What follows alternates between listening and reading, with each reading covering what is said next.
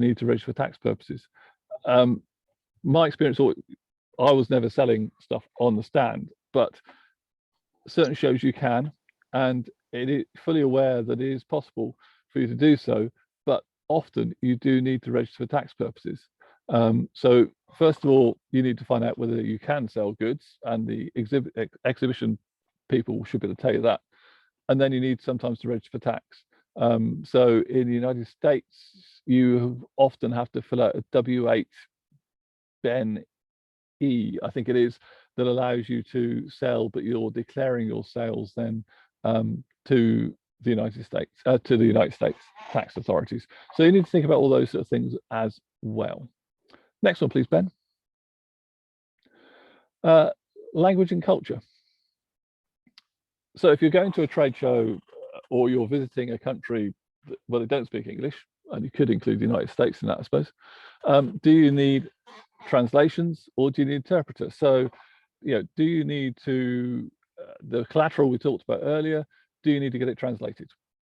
There's nothing wrong with having PDFs of stuff or printed material, whatever you want to give out.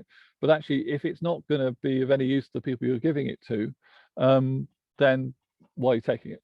So some thought about, the type of people that are going to attend the show. You can look on previous shows to see where people have come from around the world. So that'll give you a good idea as to sort of languages you might need to have available. Getting a side of A4 translated isn't very expensive. And so it might well be you said, yes, we're going to take some printed PDFs and we're going to do them in English, French, German, Spanish, for instance. And then you've got one you can give out to people as they turn up. You can obviously have them electronically as well to give away to people. Interpreter, that's something to think about as well.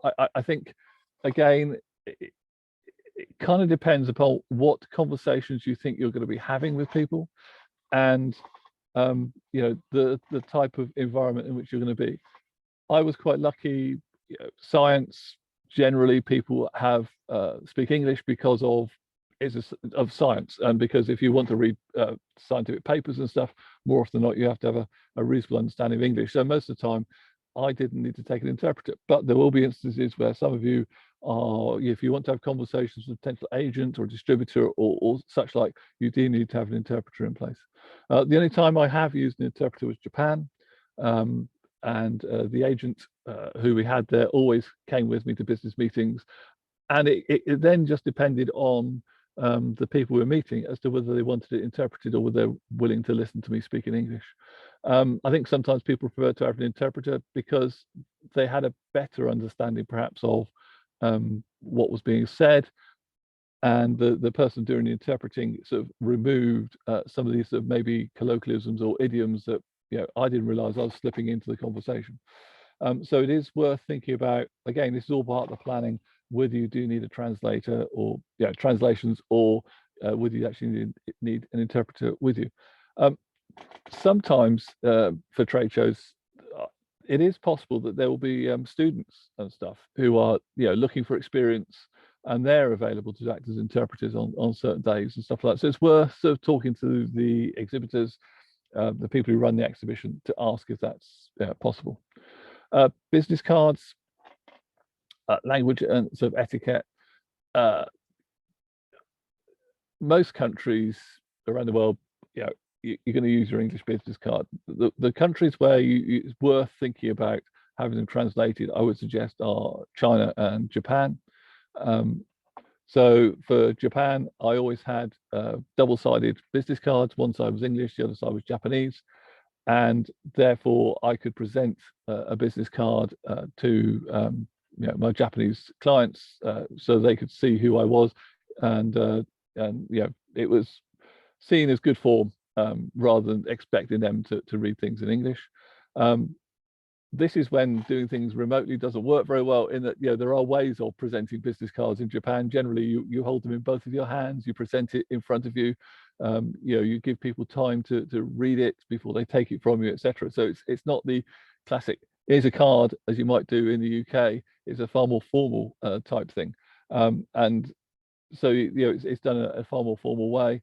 In Japan, you would then lay out all the business cards in front of you on the table of all the people that are in the room. I have sat there before with 13 business cards in front of me, across in front of me, with 13 people on one side of the room and 2 on me and my interpreter on the other, hoping I've put them in the right order in front of me and actually having no chance of reading them at all. But so you leave them in front of you on the table. You do not write on them. Whatever you do not scribble on the business card. Do not stick it in your back pocket. You will have a business card holder, and you will carefully put their business card in your business card holder. It's different parts of the world have different etiquettes around business, and when I first went, our company hadn't been to sort of Japan before, had no real knowledge, and so actually I bought the Lonely Guide to Japan, and there's a bit on business in the back of that, and read about it there, and just learned a little bit about how to behave and the etiquette. Culture again, shaking hands, addressing people, timeliness. The ladies on the call, if you go to the Middle East, I can't guarantee that the men will shake hands with you. It might not happen, and so you've got to be prepared for that, rather than sort of sticking your hand out and then sort of having to withdraw it. I think it's being aware of the culture, so you can try and understand whether or not they will shake hands with you, whether they will address you, etc., etc.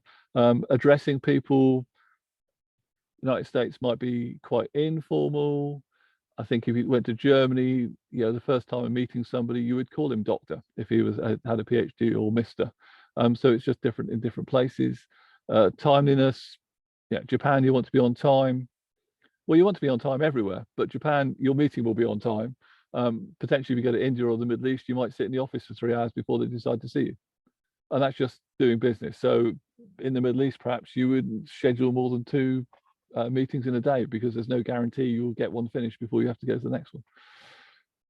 Speaking of foreign language, my foreign language skills are abysmal, but I think an effort is always appreciated, would be, and that's what I got from the guys in Japan.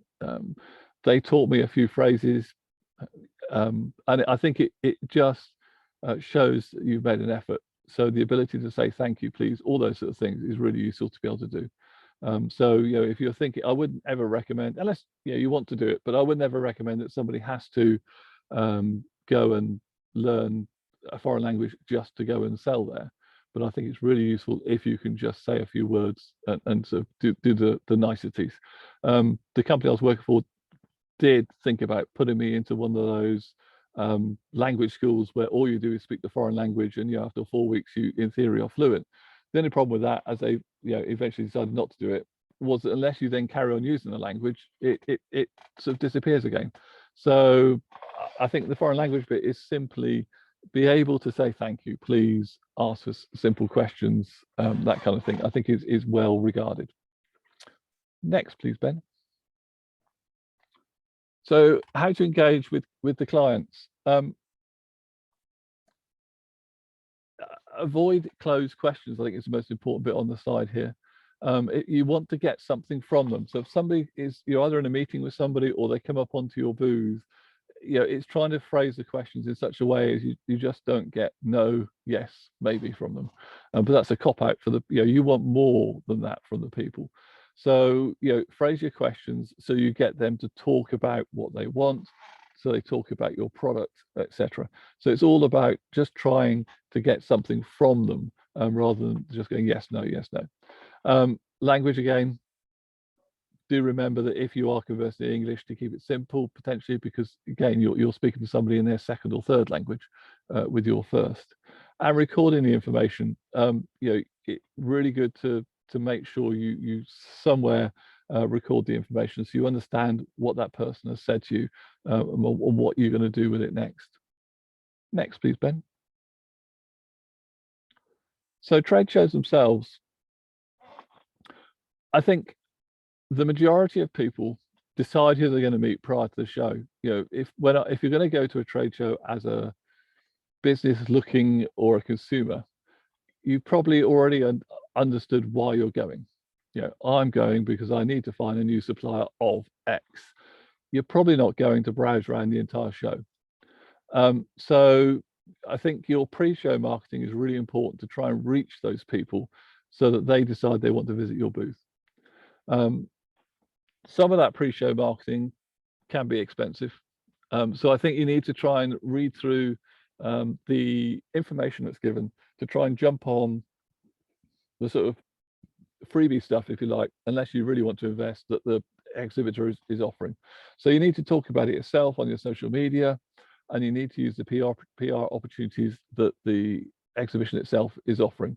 But just so you try and reach all those people, obviously you already know some people probably, so you can reach out to them subject to GDPR and all those sort of data protection rules about whether or not you can connect to people. But use that opportunity to try and make sure you maximize the number of people who are going to come to your show. Plan how you're going to operate or man the stand. Obviously, the more people you have at a show, the more expensive it is for you. So it is difficult to think, oh, we're going to take 10 people, because that's just not feasible. It's too expensive.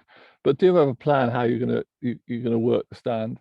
I must admit, most of the time I was on my own at the stand, and you always had a worry that the moment you ran off to get a coffee or had to go to the loo because you've had too many coffees, is the time that the person you really wanted to speak to was going to walk by.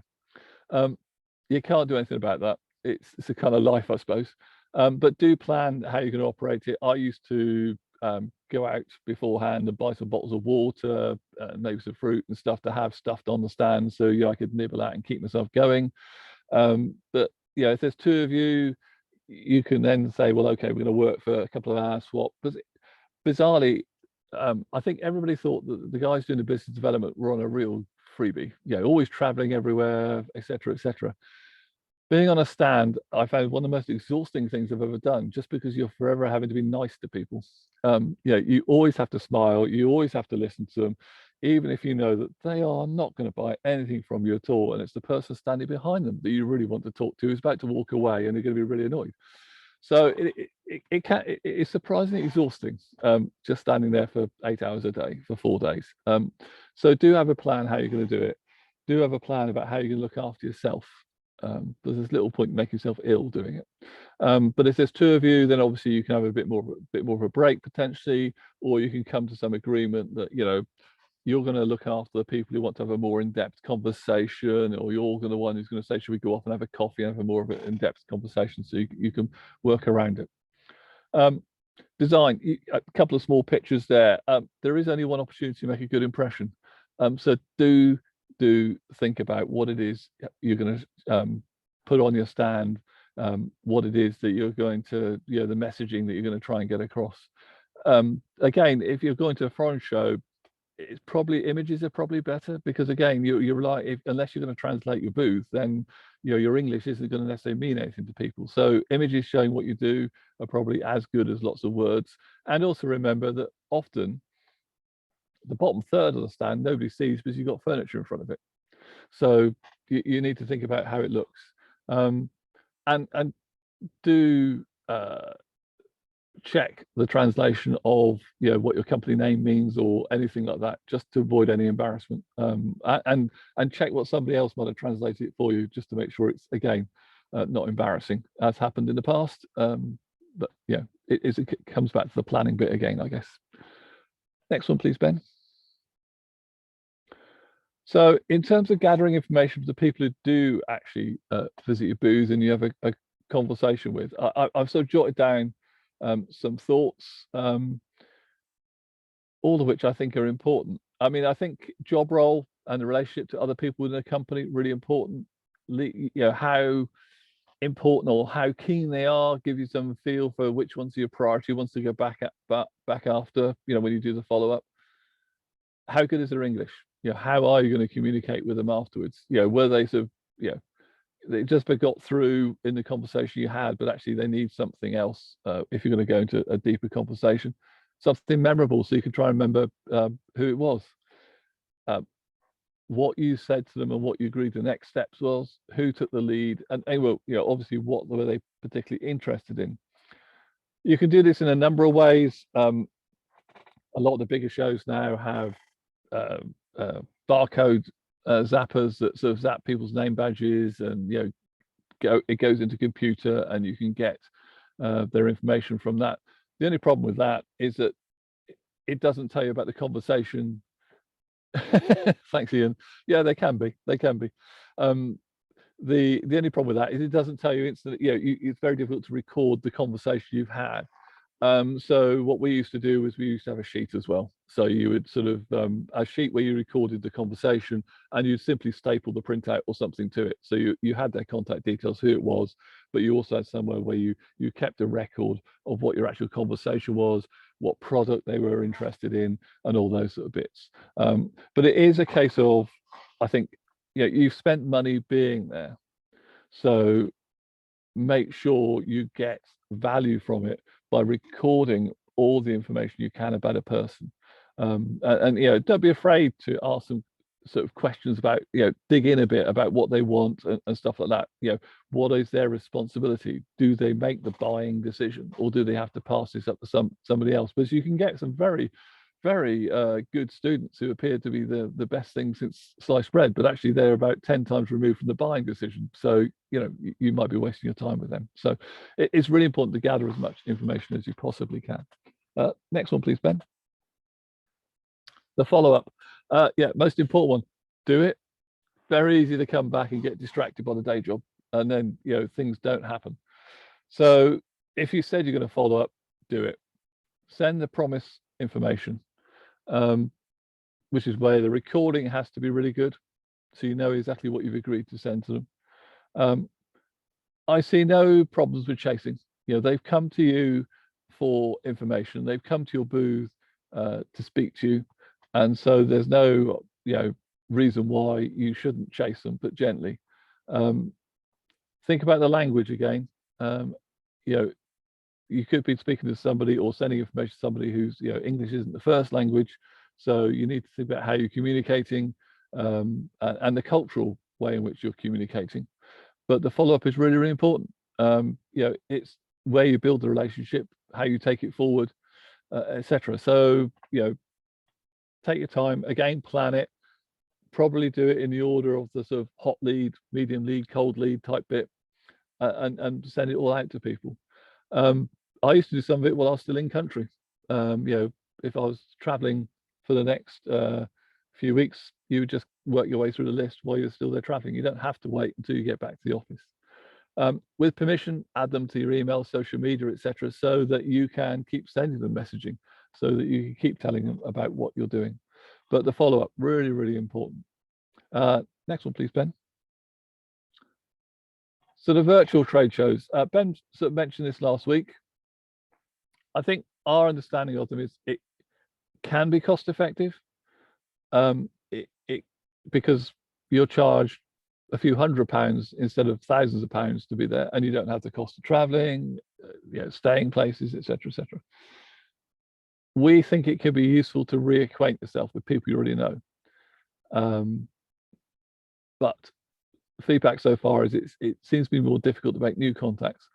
I've sat on a couple of virtual trade shows as DIT, as being sort of a trade advisor there, and I found it sort of difficult. I don't know if Ben's done one or not, to sort of engage with people, to go chase. I'm not one to go sort of chasing people, looking down lists of people and saying, can we have a chat? Can we have a chat? So I think the virtual trade show, that review of who you want to speak to is even more important, because I think the only way in a virtual trade show you're going to make those conversations is to look down the list of people who are attending and work out, are they people that you want to speak to, and reach out to them. But unless they've actually decided that they want to learn more about Joe Bloggs widgets, they're not going to come to Joe Bloggs widgets stand. They're not going to accidentally, in a normal trade show, they're going to walk. They could accidentally walk down past it while they're walking the aisle, and then it catches their eye. They go, "Oh, that's one I didn't see. I'll go and talk to them." That isn't going to happen in a virtual trade show. So either you have had to reach the people beforehand to make them come and talk to you, or you need to go down sort of the list of attendees and reach out to people. To my mind, that's the only way I can see that working. So you're going to lose the random bit, I think, the sort of the random contacts. Understand the platform. there are loads of different platforms out there that appears to be of these being able to do these virtual trade shows. They all do things in a slightly different way. So it's really important that you understand how it works, how you contact people, how they message you, who can see the messaging, all those sorts of things. And you still need to think about language and culture, because if it's an international trade, virtual trade show, how are you going to communicate with the people that you're trying to get hold of? So you still need to think about sort of how you address people, and how you communicate with them. I guess the only good thing about virtual trade shows is that you don't have to spend money on giveaways. So that's quite good.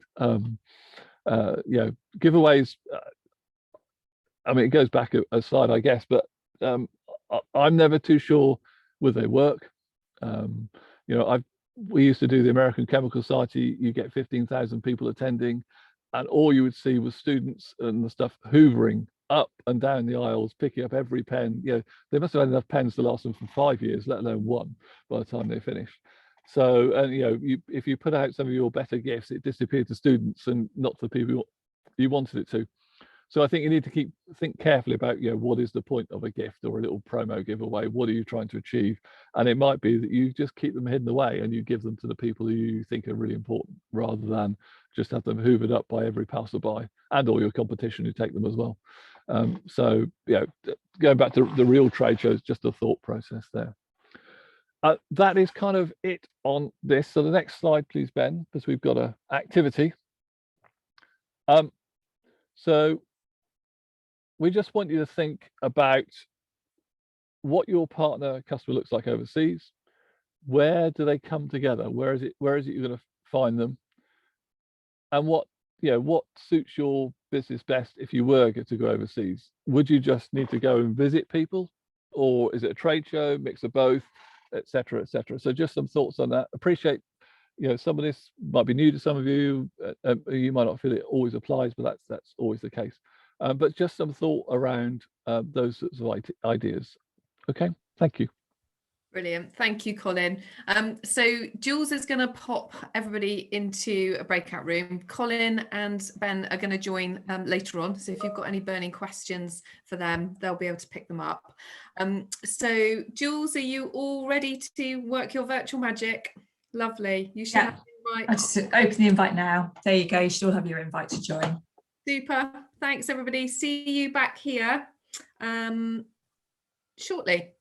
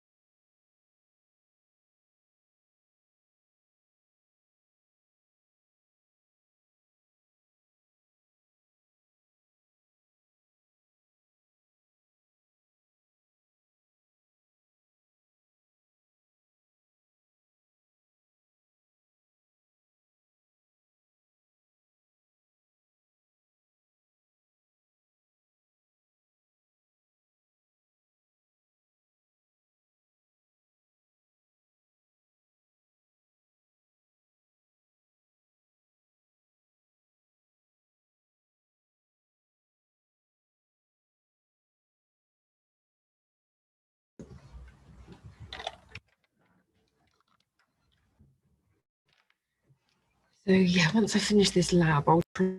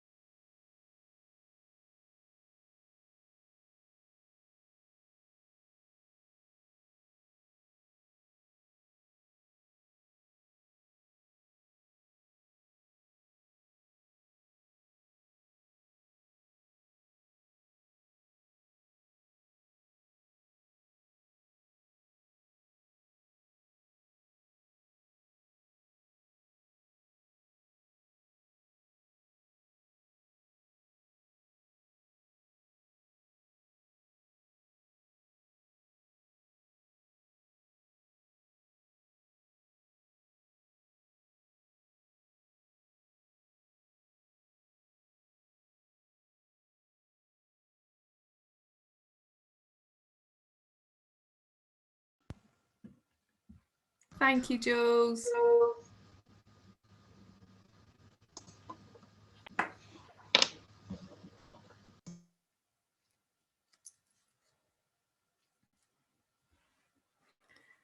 Hi, Bex. Hi, had to swap devices halfway through. Oh, no.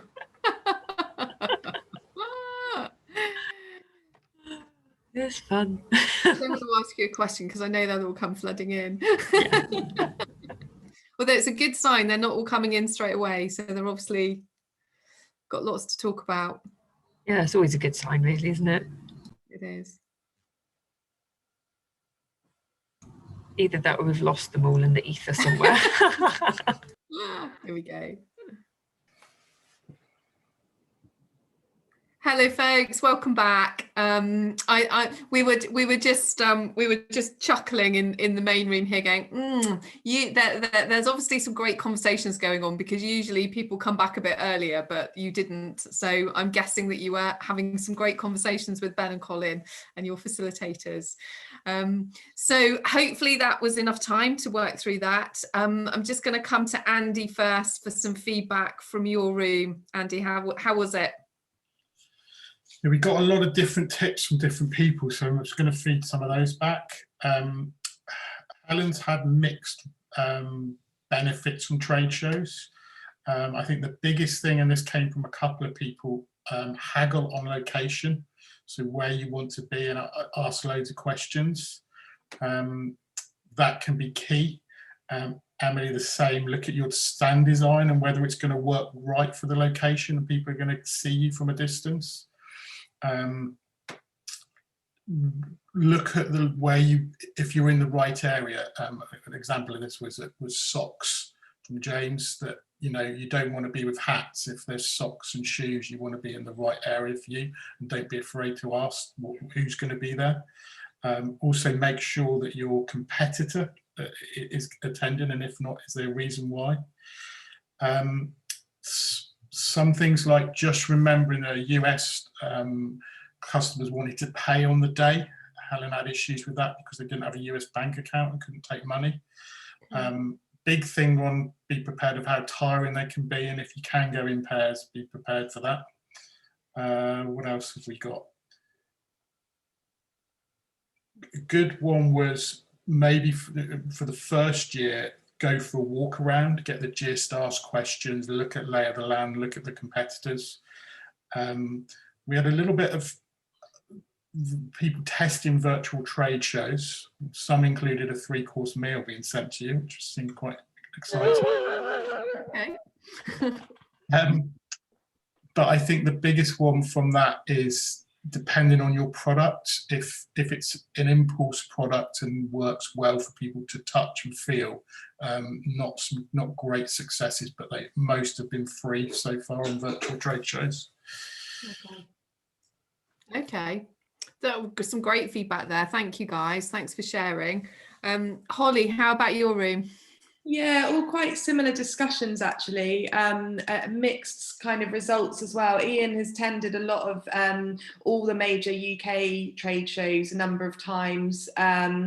Tim focusing a bit more on festivals because of the product, the St Ives liquor, and finds that a lot of them, the trade shows, there's lots of competition up against people like Gordon's. You can't compete with them.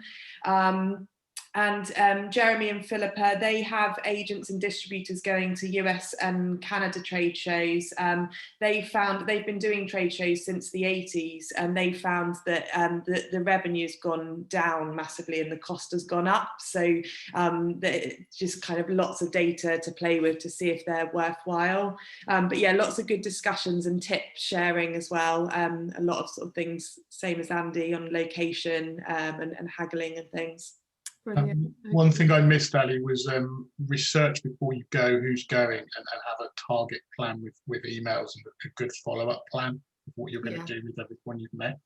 Yeah, and I guess it's nailing your UK shows first, isn't it? It is getting really good at understanding how they work and doing a great job of those, and then you can then translate that into your new environment. Ben, Colin, any insights you wanted to share with the room, sort of questions when you dropped in? I think just reiterating that, and also, you know, what we obviously talked about was, you know, really using all of the resources that are available before before you go. You know, really going into detail with the delegate list. You know, looking at who's going to be there, who you're targeting. You know, reaching out beforehand. You know, whether it's via contacts. You know, LinkedIn. You know, just sort of finding a way to let people know that you're there and targeting the messaging to make sure it's not just a fortuitous conversation when they happen to wander past your stand out of, you know, 500 others at the show. You know, you've actually manufactured that before you get there. Yeah. And also, you know, I think, as I was saying in the breakout room, just, you know, look at other events as well. If you've got the people resource at the show, you know, see if there are any ancillary events around the edge of the show, you know, whether it's, you know, discussion groups, networking, you know, talks, seminars, etc. You know, if you think a subset of the people you want to meet are going to be in those places, you know, try and put some resource towards that as well. Sure. No, that's great. Thanks. And Colin, any observations from you in your room? I think Andy captured most of them as I dropped in the very well. I think I'd agree with it, coming back to the planning bit, that people's, you know, talk about where to try and find your booth space, who you're next to, all that kind of stuff. You know, if you have the opportunity to be able to pick and choose, that's really good. I mean, some of the shows I did, they gave you a score based on how many years you'd been attending and how much money you'd spent. So, you know, sometimes you write down the bottom of the list to pick a booth. But if you've got the chance to sort of to look at it and sort of, you know, do put some thought into where you think is a sensible place to try and place your booth, you know, near the food or away from your competitors or near the front door. You know, just think about how you would walk around the show floor yourself, you know, as to where you think is a sensible place to be. So yeah, and just something, when somebody's mentioned American shows and not being able to sort of take money, the other thing is, remember the electricity supply is different in America. I took over UK lights. It's 110 volts in the States, so my lights were very dim. So I suddenly had to run out to a hardware store and try and find bulbs that fitted, you know, UK lights. So, you know, it's yeah, silly things, but you know, it just is all part of that sort of planning process. So yeah. Sure. And any advice on the, you know, the problem that Helen came up against around being able to take money in a US show? I'm assuming Helen was trying to take backs payments or similar rather than credit card. I guess it's actually credit cards. They came up, placed their orders, and handed us the card, which we couldn't do anything with. And then they were, we want to pay. Debit or credit, Helen?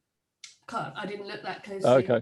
I mean, I think credit card would be the way, if you're going to, you know, credit card would be the way to go. Ben and I have had several clients who were trying to help set up US bank accounts with, and it isn't the easiest thing to do. So I'd never recommend anybody try to do it just for a trade show. So I think if you go to a show where you can sell, then having the facility to accept credit cards would be the way to go. You know, and there are technological solutions now, aren't there? There's little square thing, you know, whatever. There, several people who do those ones that connect to mobile phones. Our local cricket club uses one. So it can't be that expensive just to get people to pay for their beer. So yeah, it wouldn't work.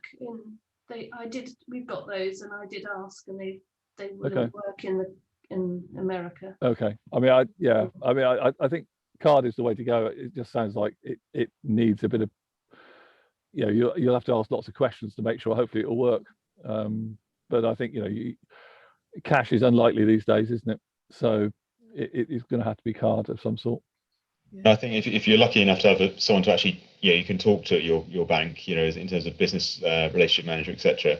You know, if that's going to be a model for the future as well, you know, talk to them about receiving dollar payments and potentially even look at, you know, overseas, sort of foreign currency accounts as well. Because obviously, if you're going to US shows and you're taking payments in dollars and you're paying costs in dollars to the show, it might be a lot more efficient for you to keep a dollar account to do that kind of transaction with, rather than losing money on exchange back and forth the whole time. So again, it depends if that's a substantial part of your business or strategy going forwards. Okay. And actually, that currency bit applies to any business as you grow it. You know, if you are selling lots, or, you know, selling more to, say, United States and being paid in dollars, and actually you're perhaps paying a Chinese supplier in dollars, for instance, then actually keeping everything in a dollar account makes sense, because you will, once you get to a certain level, you will save money on the transaction costs and stuff like that. So I think we might be straying into some other content that may or may not be coming up next, but just before we move on, any burning questions that you want to ask Ben and Colin around trade shows? Michelle? I don't have a question, but I just remembered something. In my other life, I work in paid social media, paid advertising. And one of the things we've done for clients and for a number of businesses is, at these trade shows, you have all the people you want to communicate to potentially in one place, and especially if they're large ones. And the geo-targeting options on Facebook, for example, are pretty amazing. So we've dropped a pin on that location for with a very small 1 kilometer circumference, and targeted ads at people who are traveling in that location over those number of days. So, and then getting the ads in front of everyone who obviously is at that trade show. Obviously, you're not going to catch everyone, but it's some clever ways. So we've done it for people who are not going, so overseas trade shows, or and then also if you are going, telling people where the stand is and so forth. So brilliant. I just remembered that. Great. That's a fab bit of advice and insight. Thank you, Michelle. All those people that are sitting in their hotel rooms at night flicking through Facebook, they're going to get all the ads. That's brilliant. Yeah, exactly. Yeah, cool. Exactly. And they've been quite successful and interesting, and it's just good for recognition as well. When people are then walking past the stand, they'll see. Absolutely. Yeah, I would be impressed at that. I would stop. And the other thing with the ads is if you get a video, for example, where people respond to or watch the video, and they might not do anything else, but they watch the video, you've built that audience, and you can save that as a separate audience to target later on. All the people who were at that show that watched it. So yeah, it's all in that awareness, that cycle of building their interest, isn't it? Yeah. Okay. Fab. Thank you, everybody. Well, there'll be plenty of time for questions as we progress. So I think, Ben, we're coming over to you next to have a look at pricing and distribution. Yeah, thank you very much. You've got your screen up. It's all good. Lovely. Thank you. So basically, I've got 25 minutes or so to go through this next section with you, and I'm going to go fairly quickly, simply because I know that you all have experience of setting prices already for your products in the UK, if not overseas. So this will give you a bit of an overview, and then if we've got any more detailed questions at the end, then we'll cover that. What I'm also going to try and bring into this is a bit more about the your supply chain and the agents and distributors bit that we touched on last week, just going a bit more detail about the relationship you might have with them, and the contract side of things as well, which you'll need to factor into your pricing. So obviously we're talking about export pricing here. So we'll go through all of these sections and make sure that we're happy. But what we're really looking at is making sure that at the end of this, you can set your prices strategically. So you're not just putting a pin in the map and trying to say, right, we think this is what it should be, and also understand the impact of different routes to market on your pricing. So last week we talked about the fact that the way you sell overseas might not be the same as the way you sell in the UK, and that's obviously going to have an impact on your costs and therefore potentially your pricing as well. So we'll try and cover all of that in the next few minutes.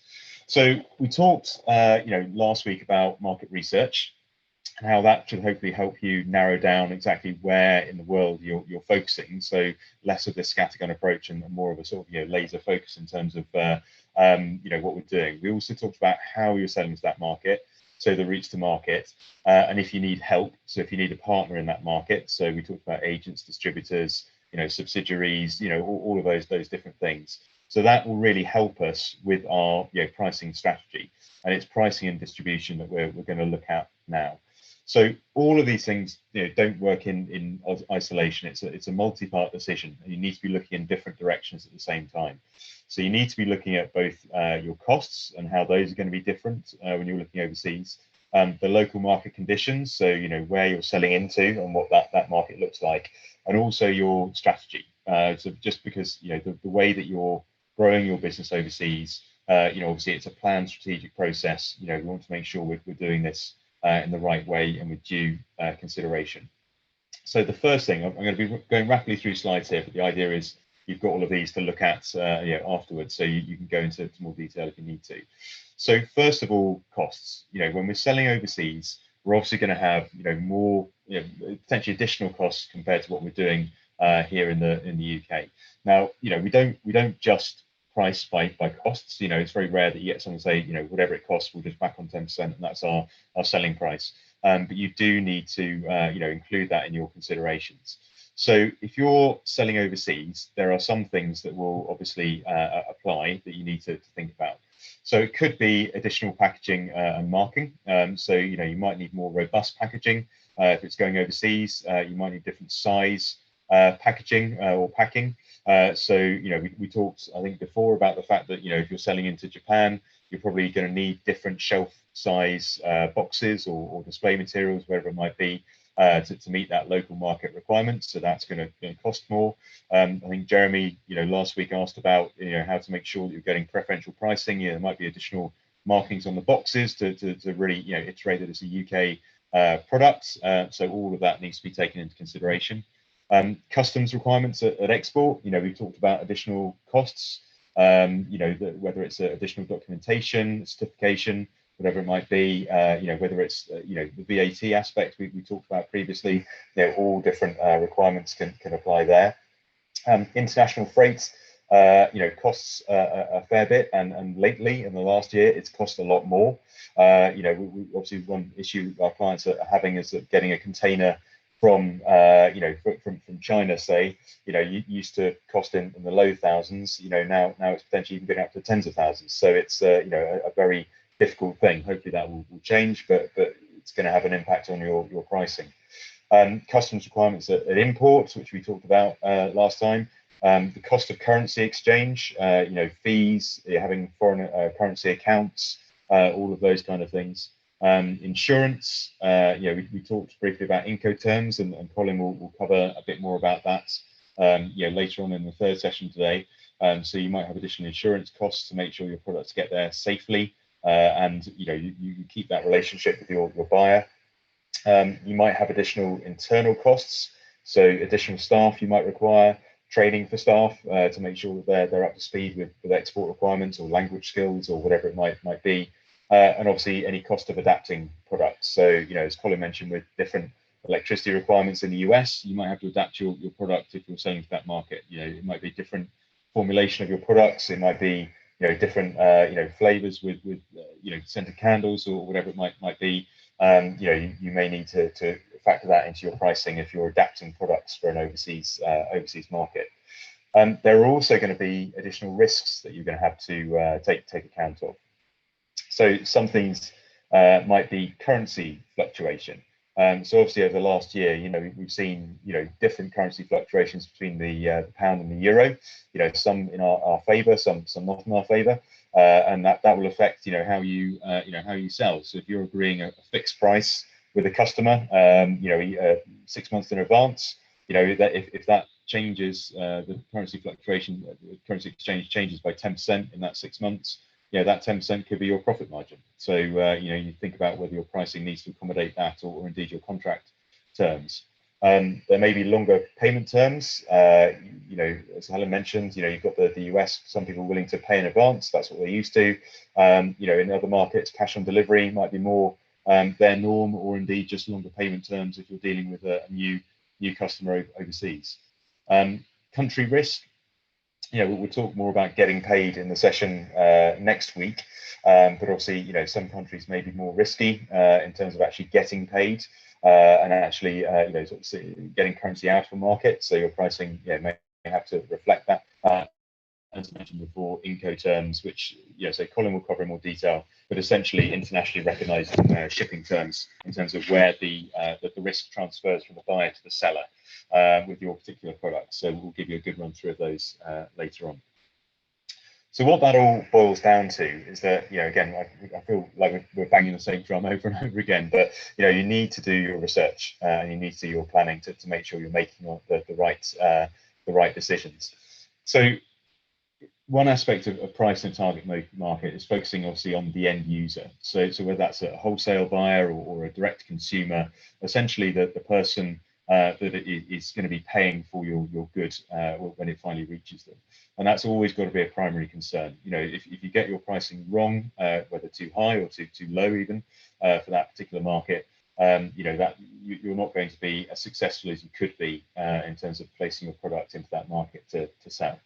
So the kind of things that we want to look at in a particular market for our consumer, and it pays to be as niche as you can with this. You know, we're not necessarily talking about, you know, the population as a whole. It's your targeted customer that you're trying to sell to. So, you know, hopefully most people are comfortable with the idea of customer profiles, or yeah, so some companies even go to the stage of having you know, named profiles for our customers. You know, we specifically sell to, you know, Tom and Jane, and you'll know how old they are, what their income is, what magazines they read, you know, where they go, what their interests are, what's important to them, all that kind of stuff. If you can be really targeted with your target consumer, you have a better idea of what their average income is, and therefore their spending power, you know, the tax levels, you know, what they do, what they spend their money on, the disposable income, what they think is important. You know, that is really you know, key to understanding where your price needs to be for those people. And it's, you know, it's not the same everywhere you look. So I quite like this next slide. But the Big Mac index, you know, we all think we know what a Big Mac is and what we're willing to pay for a Big Mac. But obviously the cost of it in different markets is very different. You know, bizarrely in South Korea, the Big Mac is pretty cheap compared to the UK. I hand on heart, I've not had a Big Mac. I haven't been to McDonald's since 1999. That was my last brush with McDonald's, where I almost choked to death on a Big Mac. It was a close thing, so it kind of put me off them since then. But you know, so it costs. I'm not sure what the price of a Mac is in the UK at the moment, but hopefully it's close to that. It's more expensive in a lot of other markets, and you know, if you can get to Switzerland and you're paying, you know, what's about sort of £5 for a Big Mac, it's you know, a bigger ticket purchase, but probably based on the fact that Switzerland has a higher disposable income, and that's just where it sits comfortably within that market. So you know, you need to know where that is. You know, and if you like found a Pulp Fiction, you'll know in France it's Le Big Mac or Royale with cheese.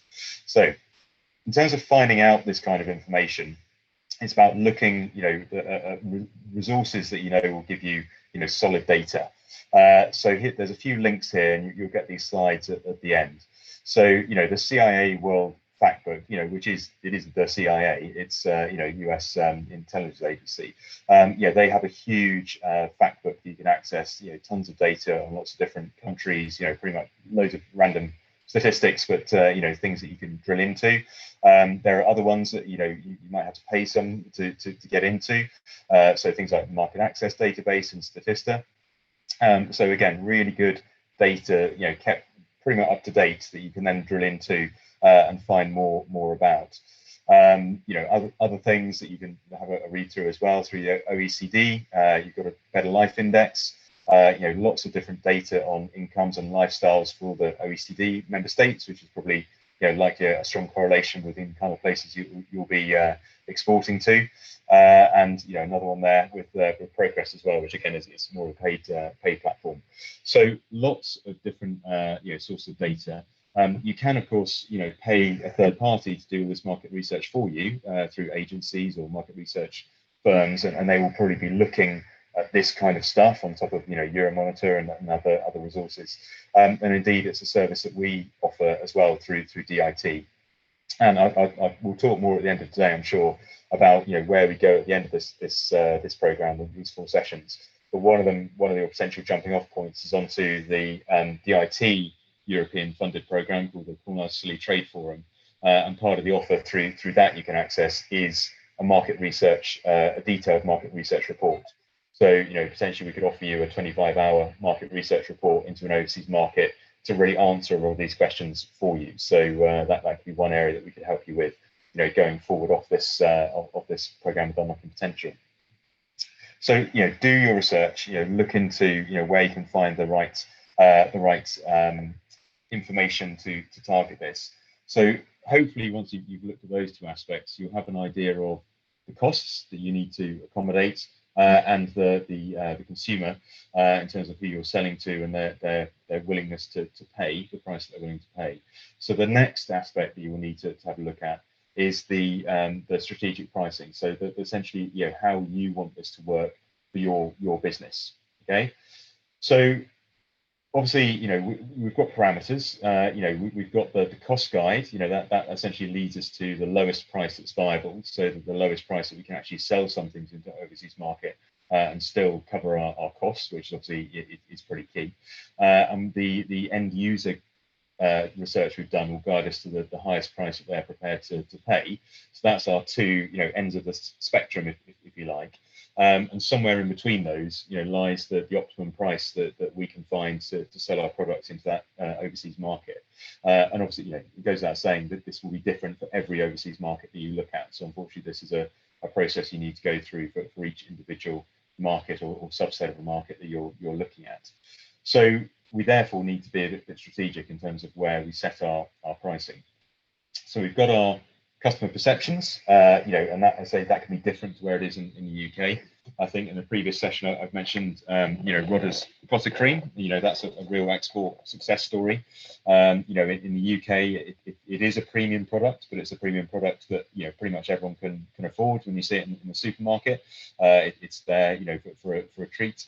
You know, their pricing strategy in the Middle East and Hong Kong is to place it at a much higher price point. So it really is a, you know, a deli, you know, level item where you could spend quite a bit more to get that same kind of product, just because that works very well for their consumers in that market. They want it to be a luxe product, so therefore everything has to match that: the price, the packaging, obviously the quality of the product as well. We need to look at competitor prices. So you know, where does that commodity sit within that market? Do people regard it as a luxury product or an everyday product? You know, sort of skincare is a really interesting one to look at for this, in terms of the perception of you know, luxury skincare in Germany is more of an everyday item. It's very different to Japan, say, where, you know, people pay a lot more for it and you know, really put a lot of disposable income into that kind of thing, and also similarly increasingly in China as well.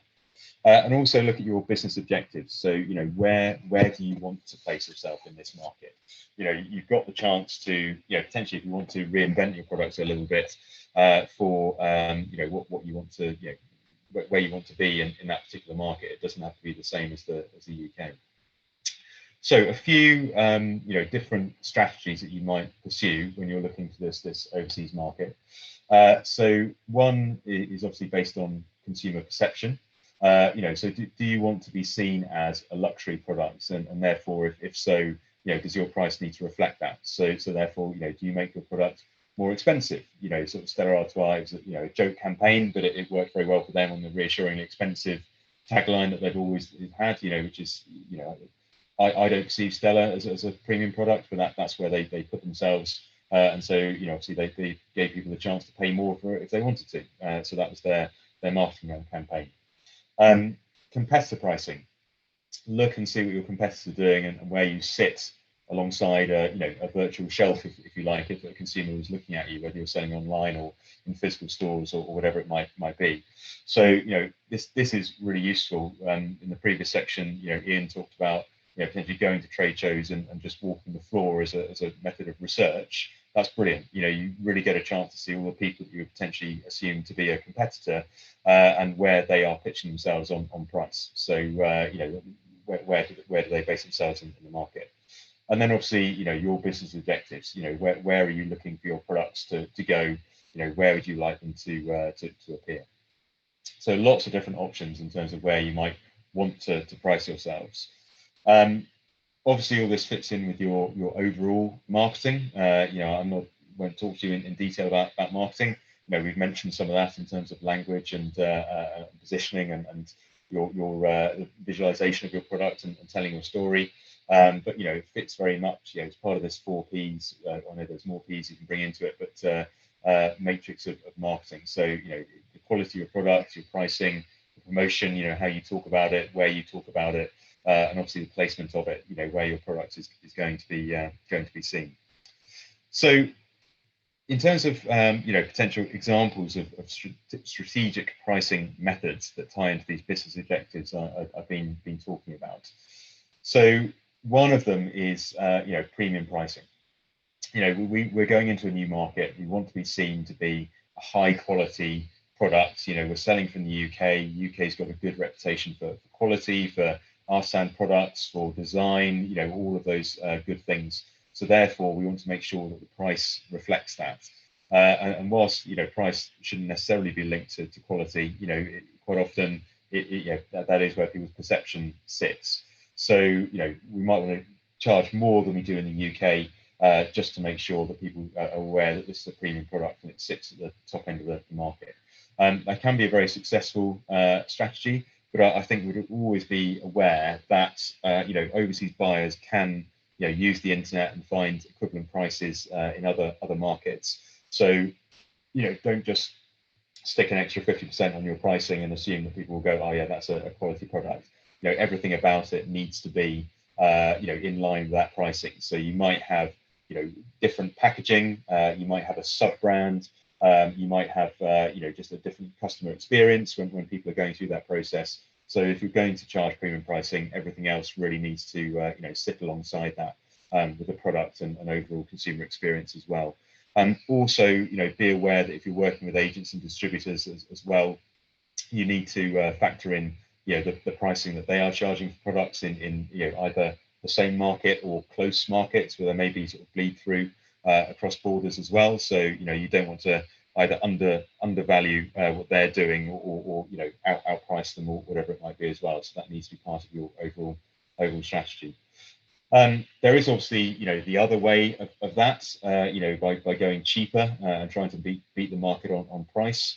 So obviously, you know, people like Aldi have done that very successfully here in the UK, offering the sort of the low price, low cost, no frills, you know, approach. You know, I wouldn't recommend that's how you would try and enter a new market, just because of those additional costs that I talked about. So you know, it's going to be difficult to undercut, you know, domestic competition unless that is, you know, your business model, and that's something very seriously that you want to pursue as your pricing strategy. But yeah, trying to be cheaper in a foreign market, I think, is potentially not the way to go forward.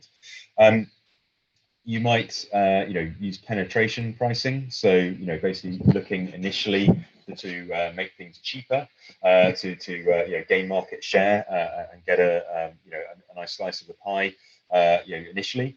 I would also, you know, I'd really recommend that whatever you do on that, you know, make sure it is a very clear discount. So you're not just going at a cheaper price initially and then trying to increase your prices later, because that, you know, it makes it much harder for people to pay. Harder decision for people to pay more for the same product further down the line. So make it clear that this is a very initial offer, and that, you know, that discount will go away at some point in the future. So people are aware that was always the proper price for the product that you're selling.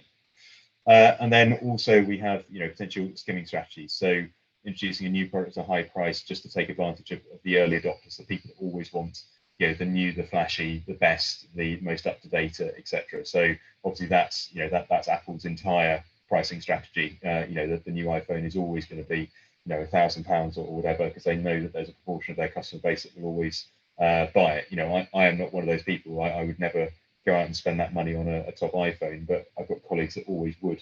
So yeah, they know they can get a large swathe of profit in that first push out with a new product.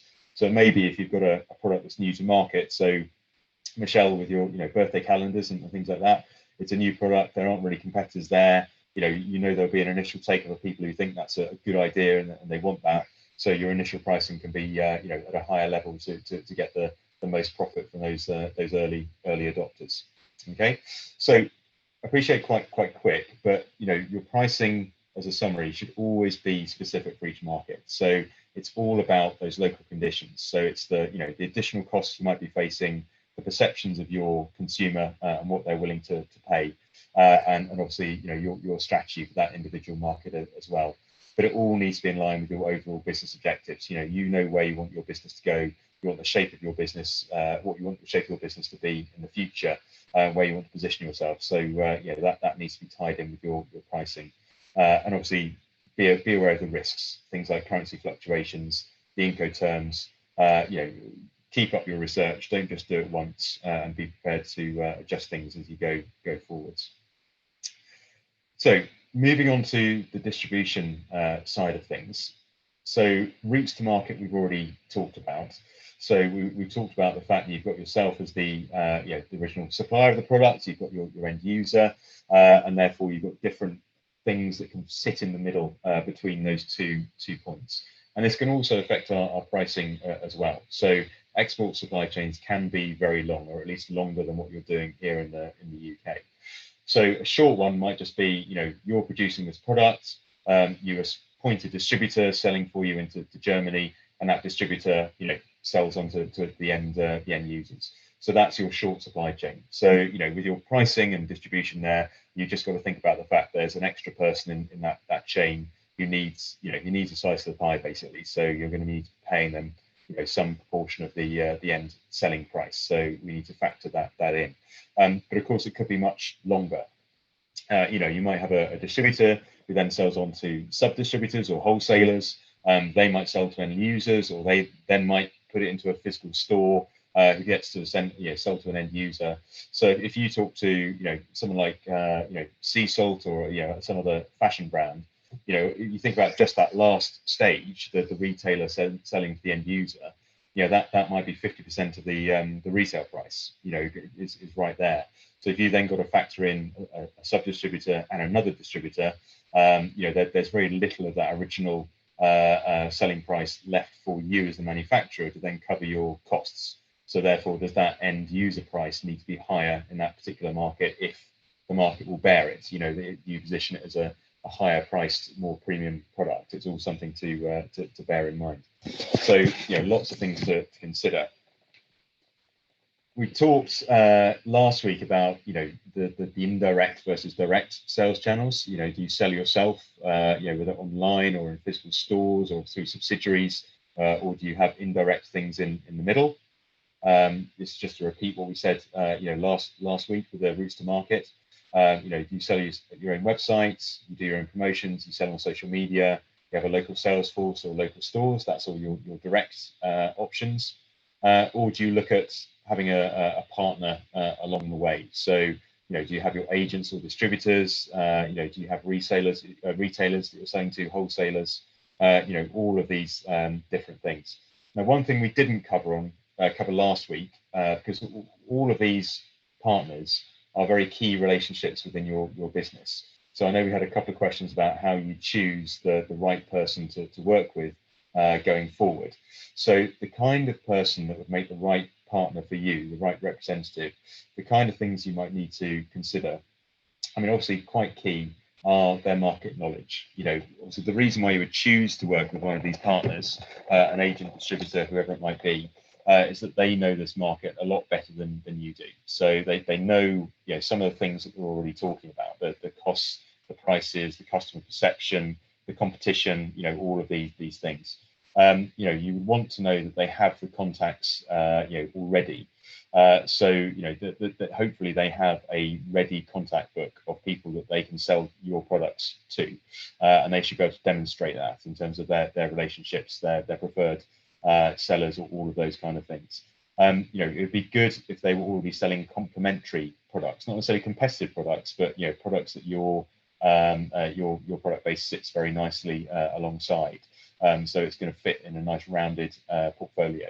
If you've got let's say a premium spirits brand, as I know we have here, if they're selling bog standard bargain gin and spirits, they're probably not the person you want selling for you, because it's just not going to fit well in their existing portfolio. Your ideal person may be someone who's already got premium vodka, rum, whiskey brands, and you come in and provide the gin that sits very nicely within those. So where does it fit? A good track record is very important. This is where your due diligence comes into it. Look at how well regarded they are. What sales figures they've got. Can you interrogate them through their trade association to make sure they're registered, or they have some kind of presence there. Obviously a good website. I always like someone who's got a proper email address, personalized email address, rather than just a @Google Mail kind of thing. So it kind of shows they're a bit more professional and well established. And the 3 question marks are basically and anything else. Everyone will have their own criteria in terms of how that works. And one of them just may be personality. You know, is this someone you can work with? You know, is this someone you can have a good personal relationship with over the course of what is hopefully going to be, you know, many years. So you know, all key things to look at for the person that, you know, you're going to entrust your products, your reputation, your brand with to sell into an overseas market. The kind of places you can look for this information are, you know, obviously simple stuff like a Google search. You know, this is a, you know, a customer-facing person. You know, their whole job is selling. You would hope they have a level of visibility if you went looking for them, see what you can dig up. You know, look at their existing contacts. You know, see if they'd be prepared for you to speak to someone that they're already representing to give you, you know, a bit of an honest view. Like I said, look at the industry body or the trade association. You know, do they have a register of recognised people? I know, you know, previously you can look at some very niche trade associations. So, you know, one fashion brand I was helping selling into Australia, there is the, you know, Western Australia, the Agents and Distributors Association in Western Australia for Fashion and Textiles. So it's about as specific as you can possibly get. But you know, if someone is registered with that, they've got some level of overview, and you know, they're going to be a quality person to deal with.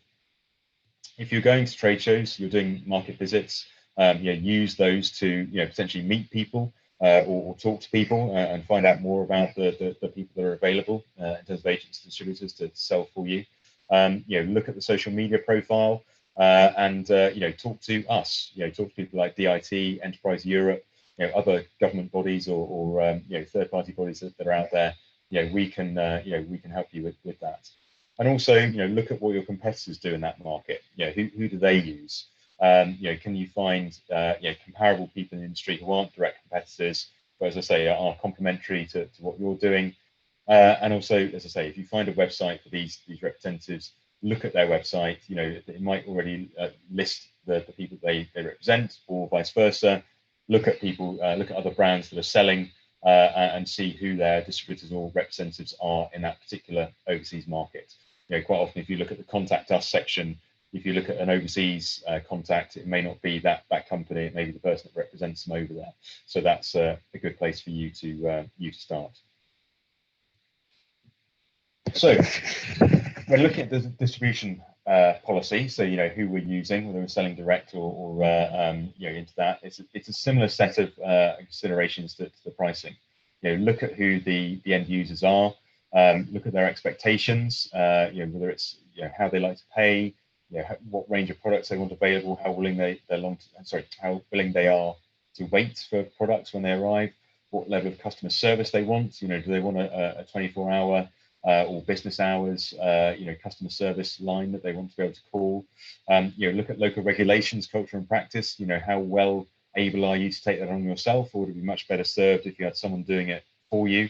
You know, all of these things will give you a good evaluation of the market conditions that will then help you to figure out whether you need a local representative.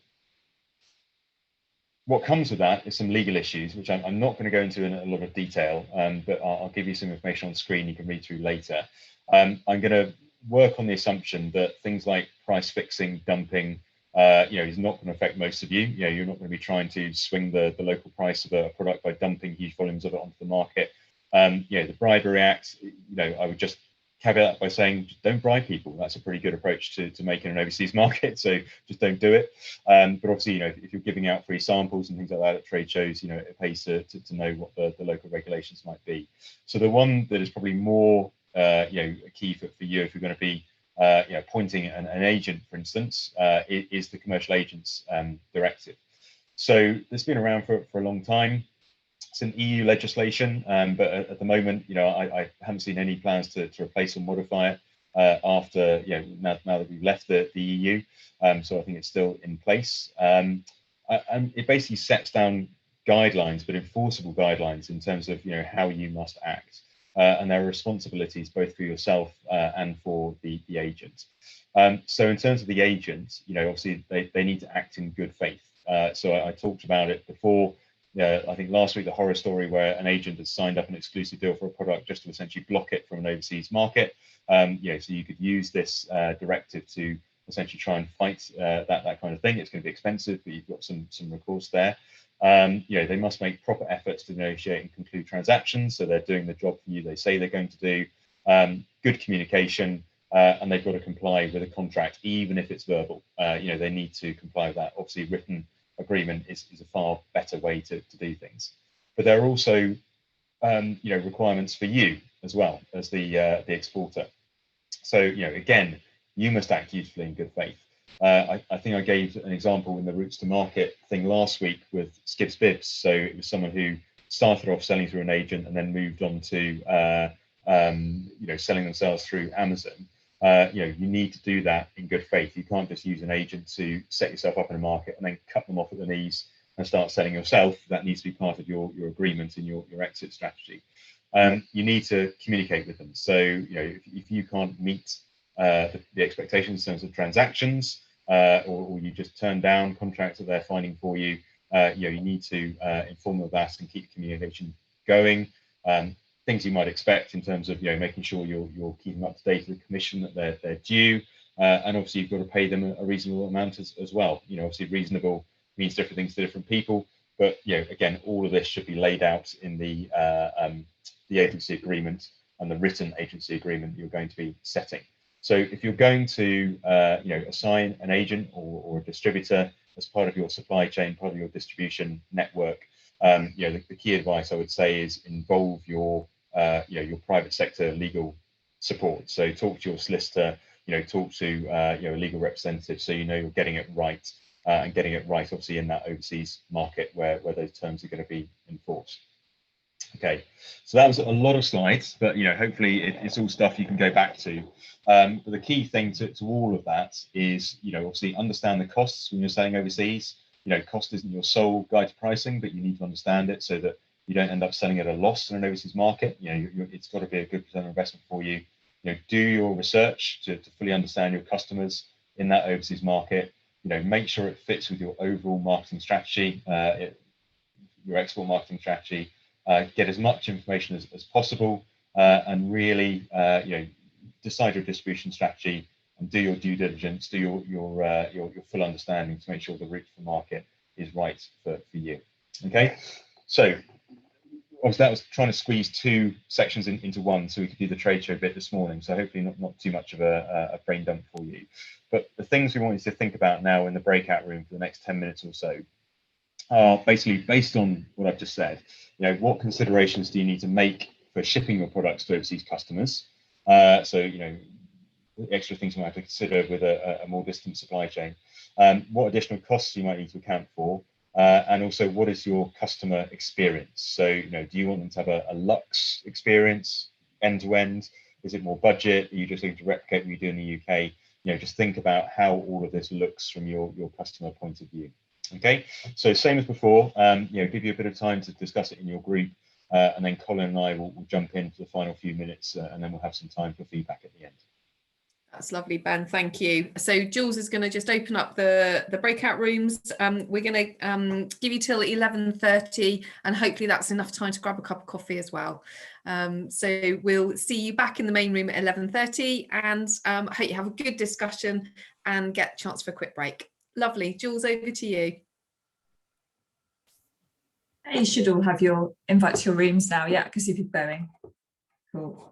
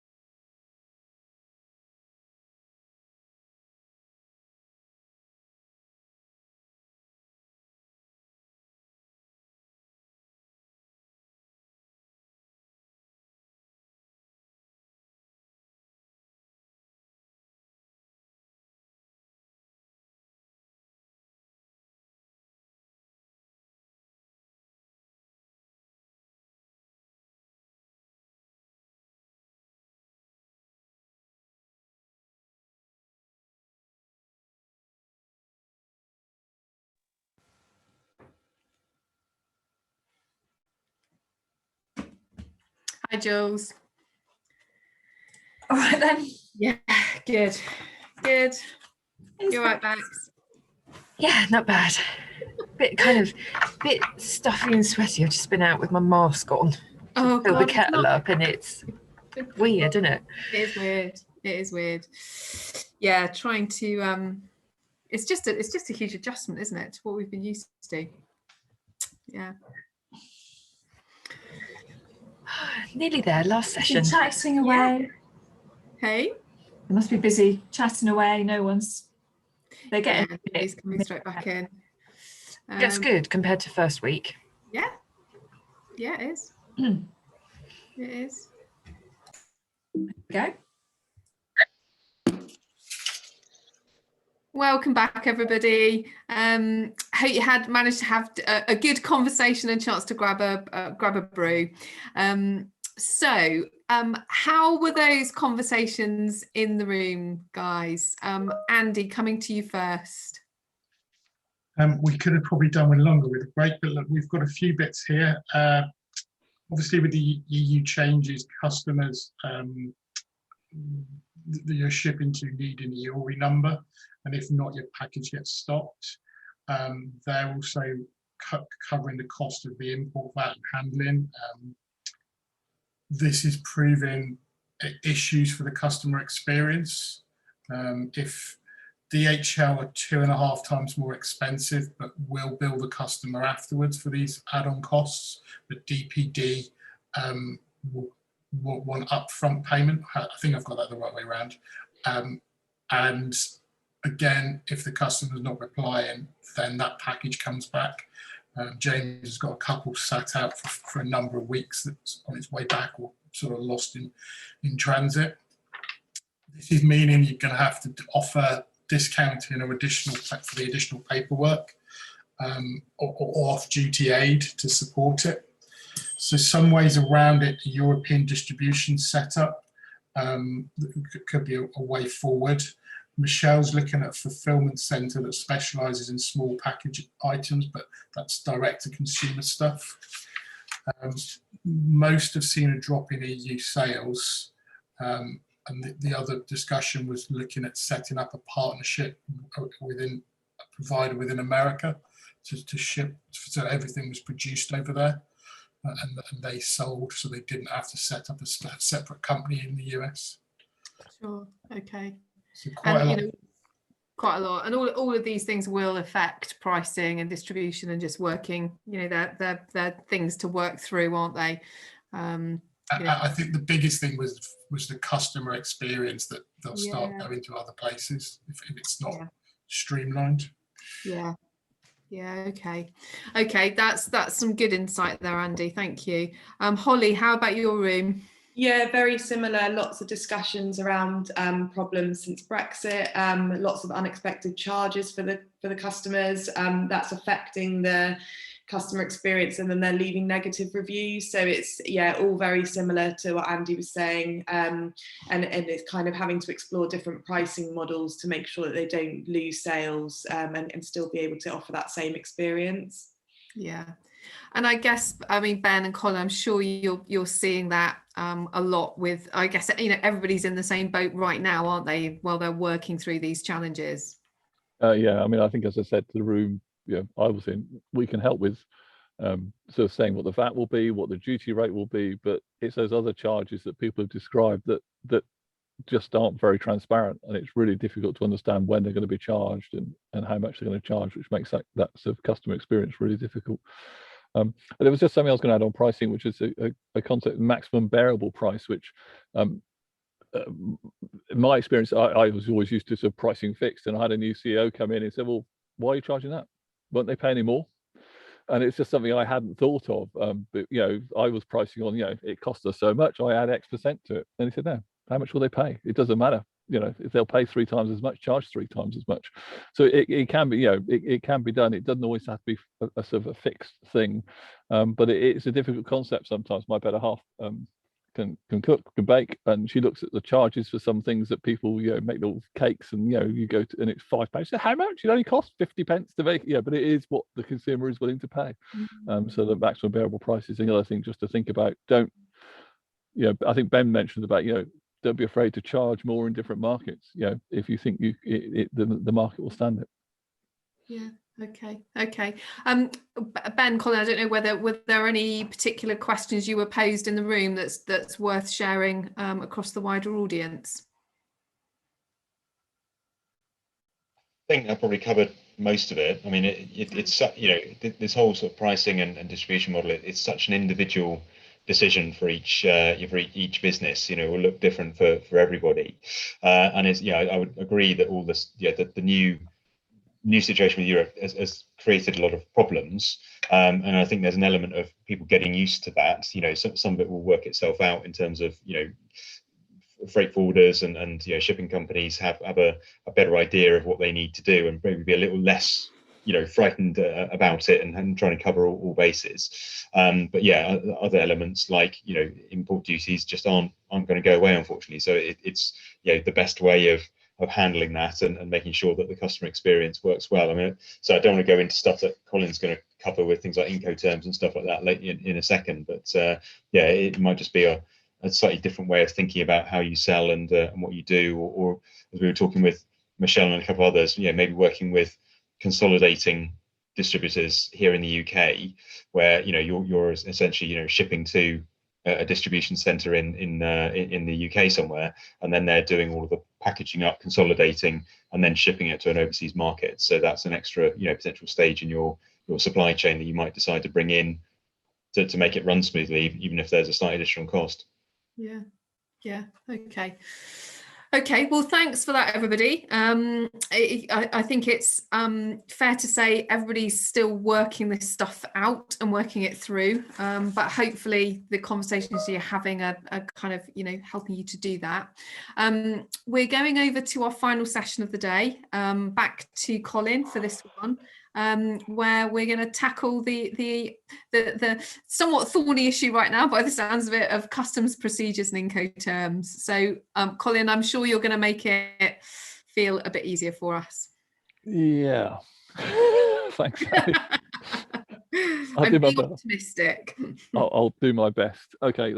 Well, what I'm going to try and do, just in the time available, is to just make sure you're all aware of what at a high level what all these different terms mean. So when you get asked questions and stuff, you at least have some idea of what it all means, where you get the information.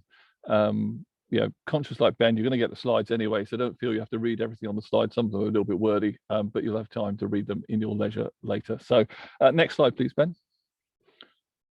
So I think this came up with a conversation just a minute ago. I think the most important piece of information at the present time, if you haven't got one, is you need your EORI number. You cannot do anything without it. You have to have it. You must declare it. It happens even if you're not VAT registered. Really simple to get, but the computer will say no. The UK Customs computer will say no. It just your parcel will just stop. So get an EORI number, point one. And next one, please, Ben. So we're just going to run through 4 key points for customs, which is CPC. It's called the Customs Procedure Code. What HS commodity stroke tariff code is. We're going to mention origin a little bit, and then we're going to talk about value. And then after that, we'll get on to Incoterm. So next, please, Ben. Right, so we're not going to go very deep into this, but this is what a CPC, a Customs Procedure Code, is. It tells HMRC what is going to happen to the goods. Okay, so generally speaking, I don't suppose many of you are doing, or any of you are doing this. This is usually done by the person doing your shipping for you. They enter a code into the HMRC system to say to HMRC, these goods are exporting and they're staying overseas. So as you say, that's the 10.00.001 is probably used for 90% of exports. It's saying it's gone, we don't want it back, it's not coming back. There's 4 other examples there of what else can happen. So some odd bits around the weight and value that has some impact on whether certain charges are made. Export for repair only, export for return in an altered state. So perhaps that's where you're sending somebody a machine on demo and they're going to return it to you. The machine won't have changed. or re-export of inward process and release. So that's potentially where you have repaired something and then sending it back. So CPC codes, they simply tell HMRC what is happening with those goods. Next, please, Ben. Tariff. So HS code, commodity code, tariff, really interchangeable for interchangeable words. It's a list of numbers used by customs to classify a product. And from that, they determine the duties and taxes to be paid. It's based on a World Customs Organization system.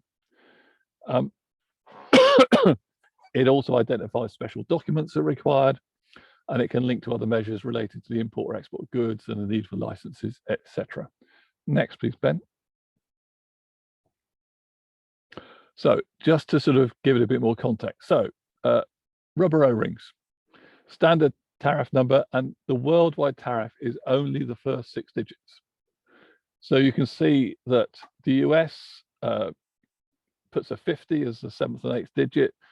EU is 00, China has a 10, Brazil 00, South Africa 10, Australia 00. So on import, you'll also notice that China, EU go to 10 digits, others stay at 8. Generally on import, the import one, says what duties we paid on import into a country, and also it goes to 10 digits because it's used for statistical purposes and stuff like that. On export, they'll go to 8 digits, different countries, and you notice that the 7th and 8th digits can be different in different countries. So don't assume that the HS code that somebody gives you from their country will work in the UK. It might not match the same. So you do need to look and check that that sort of tariff code actually exists on the UK tariff. Okay, but it's only, so just to reiterate, it's the first 6 numbers that are the same. Next, please, Ben. So, excuse me. It is your responsibility as the exporter to use the right commodity code. There is only one correct commodity code for your goods, and it just depends upon what it is, what it's made of, what's it do, and sometimes how it's presented and packaged to customs. I'm not going to claim that the tariff code makes a lot of sense sometimes, in that it doesn't break everything down into the goods that sometimes that you see and send. What it does is break them down in terms of what they're made of and what they are, their characteristics and what they're meant to do. So if you don't know what your tariff code is, you need to go to the government website that's highlighted there, and you just have to work through the chapters to get there to a number that makes sense. Most of the time, it's relatively obvious. You start with a base metal, or you start with a precious metal, you start with a horse, whatever it might be, and it works its way through. But there are some oddities where you have things like umbrellas that are classified separately from other things that might be made of metal tubing and stuff like that. Fishing rods, I think, are separate again, although there's a separate section for carbon fiber poles. You might think fishing rods should be in there, but they're not. And sometimes what you end up classifying goods under is just simply maybe a major component of the goods. So I was talking to somebody yesterday who sells window cleaning equipment, and they have a code for carbon fiber poles. But the things they sell are more than carbon fiber poles. Have brushes on, has connectors for the water, etc., etc. But actually, the majority of the item is the carbon fiber pole, and there is no other way of classifying it. So as far as they're concerned, the classification remains the number for the carbon fiber pole. So you just need to look through it. Hopefully, most of you, it sounds like, already know what your commodity codes are, but it is just sense checking them, especially if you've sort of got them off other people. Next, please, Ben. Origin. So from customs, there are sort of 4 points: where it is made, what they call the last substantial economically justified process. Preference is different from non-preference, and the preference rules apply to specific commodity code, not to all commodity codes. I'm going to go through it in a bit more detail. But in terms of, so where it's made is relatively obvious. Yeah, it's where it's originally manufactured or grown or born or all that kind of thing. The last substantial economically justified process. This is really important for the people looking to claim preference. It's about what has happened to the goods. So just if you bought in bulk from somewhere overseas and all you did was repackage in the UK, the origin would probably remain the country where you originally bought them from. If you bought in bulk bits and pieces from overseas and then you combine them together to make a new product, then origin would probably be the UK. So it's an economically and substantial process is how you change the origin. So if we move on to the next slide, please, Ben. So non-preference origin is used for a number of reasons by governments. Trade statistics, embargoes, just the rules around origin marking, anti-dumping, all that sort of stuff. So broadly, origin is used in a non-preference sense by governments across the board to gather information and to sort of get their rules operating, if that makes sense. The preference rules are really tied to free trade agreements. So we've got, you notice there in the top left, we've got preferential trade agreements. So the non-origin rules will be tied into the preferential trade agreements. Next, please, Ben. Certificates of origin. So these are when companies or your clients ask for certificates of origin in a general sense. So you can do this yourself.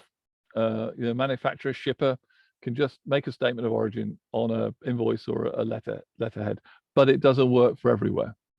So EU origin certificates, or probably UK origin certificates now, issued by chambers of commerce. There's a fee, there's a standard format, and are required by some countries like India. So it might well be that you can get away with, if you're shipping stuff into the United States for customs purposes, a declaration by you on letterhead is absolutely fine for origin. But you might find that if you're shipping into India, you need to get one authorized by a Chamber of Commerce. The Middle East takes it a step further. So often you need to get it issued by the Arab British Chamber of Commerce. So you do that via a local chamber who issues the certificate. It then gets sent to the Arab British Chamber for certification. And then sometimes some countries require that to be legalized, and it also has to go to an embassy, to the relevant embassy as well. So it can be quite a long-winded process. The fees could be quite high. So again, it's something to think about if you're thinking of selling into that country. When Ben was talking earlier about pricing, this is one of those costs that you need to think about in terms of selling into those countries. So the Arab British, I suppose the Arab British ones are the extreme end in terms of time cost. But if you go on to the Arab British Chamber of Commerce, the website's quite clear. You can search by country and see if Kuwait has a different rule to Saudi, to Qatar, et cetera, and tell you which ones have to be legalized, which ones don't, et cetera. So you can find the information out, but it's just that, this doesn't necessarily need to be a surprise to you. It will be there. Next, please, Ben. Okay, so non-preference versus preference. So in general terms, the differences between the two. So non-preference, as I mentioned, is about made in. Even if there's no free trade agreement, usually it's declared on import and export. It's used for trade measures. Different legal basis, and it's specific to HS codes. And certificates of origin as commercial documents. Preferential origin is simply to provide duty benefits through a free trade agreement. So the trade and cooperation agreement we've signed with the EU, the only purpose of preferential origin is to give you duty benefits. You don't have to use it. So if you find that actually, as has happened, that actually the duty rate going into the EU is zero anyway, and then it's from any country, and then it's zero under preference. Why go to the hassle of using preference? you might as well just let it go in to save some paperwork as a sort of most favored nation. So you don't have to use it. They're legal custom statements. There are ways of wording it. I mentioned earlier to Jeremy, I will send through where you find the wording you're meant to use on commercial documents and stuff. And the rules will vary depending on the HS code for the goods and are very specific. So you could well be going deeper than the 6 digits. You could be into the 8 digits in terms of the rules that apply to the commodity code. So don't assume, even if you're in the sort of same chapter, that the preference rules are going to be the same. Next, please, Ben. So why preferential origin? As I mentioned earlier, it gives a sales edge if you don't have to sort of account for duties. So your goods might be better value than people who have to have duty paid on the goods coming in. That's really what it is for. It's to give a commercial advantage. So the EU and UK have agreed that they'll help each other's businesses sell to each other by going to a 0 preference rate. I don't see much more to preferential origin than that. It is simply a means of getting, encouraging people in that country buying your goods because they can get them cheaper. Next one, please, Ben. Some main types of origin rules, which we sort of mentioned already. They're wholly produced, so that's your agricultural mineral products. So your cattle have been born here, grown here. The minerals have been taken out of the ground. Change of tariff. So this is where goods come into you under one code, and because of the activity you do to them, they change. So you might bring in certain raw materials. A special metal might be steel tubes. You turn it into an umbrella, and those two will have different tariff codes. Percentage rule. If you look at the duty rates, you might see a phrase called max nom, and that is maximum value of the non-originating materials. So you have to understand all of the goods, the bits that make up your goods, and you assign a value to it.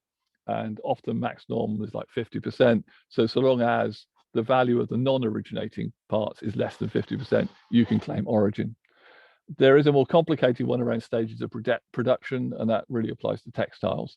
And sometimes you can have a combination. It can be change of tariff heading or the percentage rule, or sometimes it can be change of tariff and the percentage rule. So you need to go into the databases and take a look. Next, please, Ben. Okay, valuing goods for customs purposes. Every export is someone's import. You need to make sure that there is a correlation between the prices declared at export and the price declared at import. The customs value should include transport and insurance, as well as a commercial value of the goods. National laws essentially govern what values must be declared at export, but it is, as far as I understand, the UK, it's the commercial value of the goods plus the insurance, if there is any, plus the freight.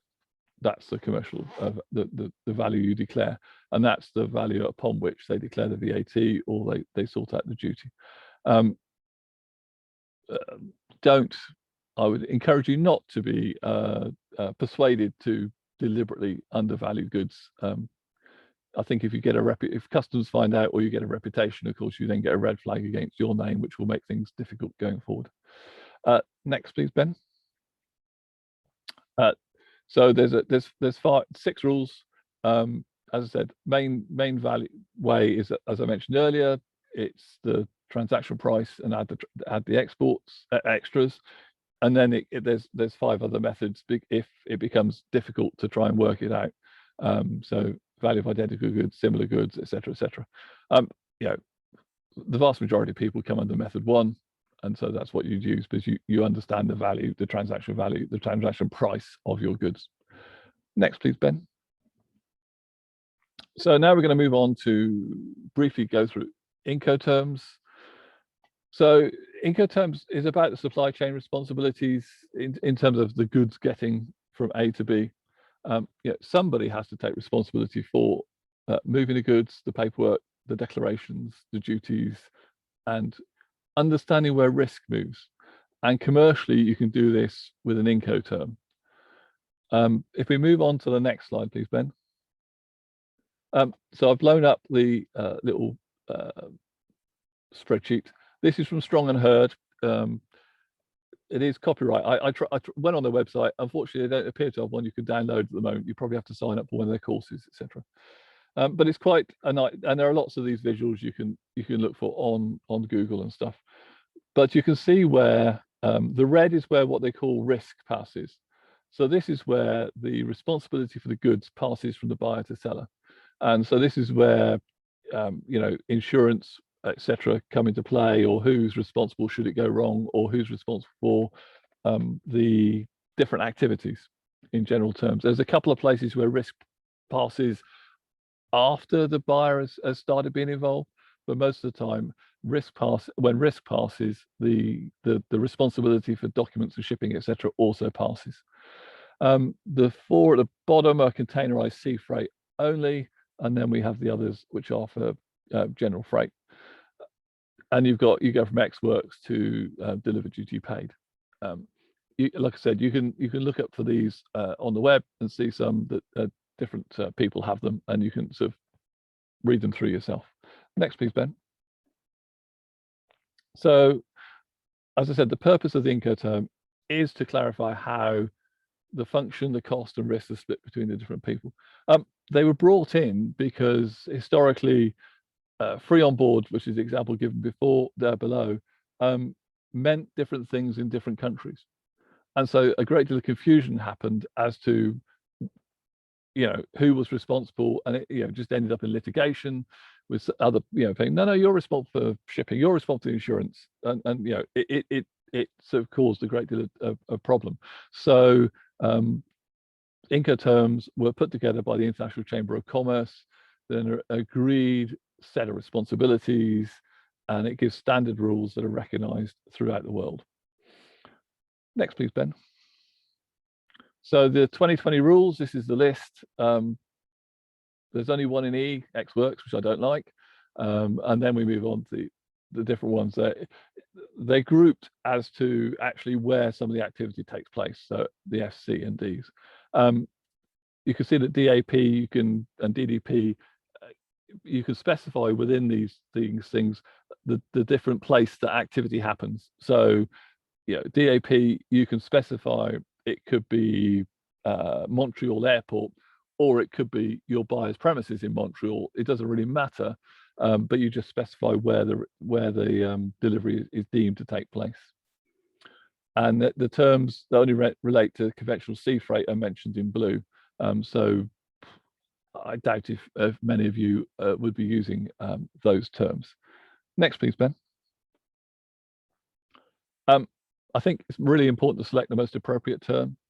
So the extreme terms, if you like, you know, at each end of the set of responsibilities are Ex Works and delivered duty paid. We've mentioned before, but there could be potential problems for you if you deliver Ex Works or duty paid, because you could have issues with customs declarations and duty payments. And, you know, Ex Works, I've explained before, we're worried about how do you get the information that your goods have actually left the country. Delivering duty paid, you know, you need to be able to make customs declarations, or your freight forwarder needs to be able to make customs declarations and pay VAT for you in the country of import. So, you know, there are some issues in our view with Ex Works and DDP. I think, like with all commercial arrangements, it's important you just share the legal declaration sensibly between the buyer and seller. Come to some reasonable arrangement as to who takes responsibility for different things. That's, you know, the sensible way forward, and it is then building a relationship with your buyer. Next, please, Ben. So I'm just going to use two examples. So FCA is free carrier. So the buyer organizes the transport, but the seller arranges export, customs, and the loading of goods. So you can see from the sort of schematic, the risk passes which is the green arrow, when the goods are placed onto the transport that's been arranged by the buyer.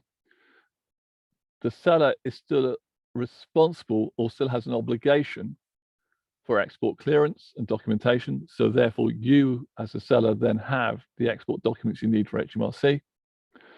And then the buyer bears the responsibility for all the freight costs and transit risks and clears the goods for import and pays all the local duties and taxes from the point at which you've loaded it onto their vehicle. Now, their vehicle could be your premises, or it might be its FCA Heathrow Airport. So you have to arrange for it to be delivered to a warehouse at Heathrow. But FCA, from the people, the professionals I've spoken to, they like it as an Incoterm. Next, please, Ben. So the opposite of FCA perhaps is delivered at place. In this case, the seller has responsibilities to get it to somewhere in the importing country. So a named place, again, it could be a airport, or it could be the buyer's premises, but you don't unload the goods. Buyer pays the transport costs from the named place, but crucially, the buyer is responsible for clearing the goods for import, and therefore the buyer pays the import duties and local taxes.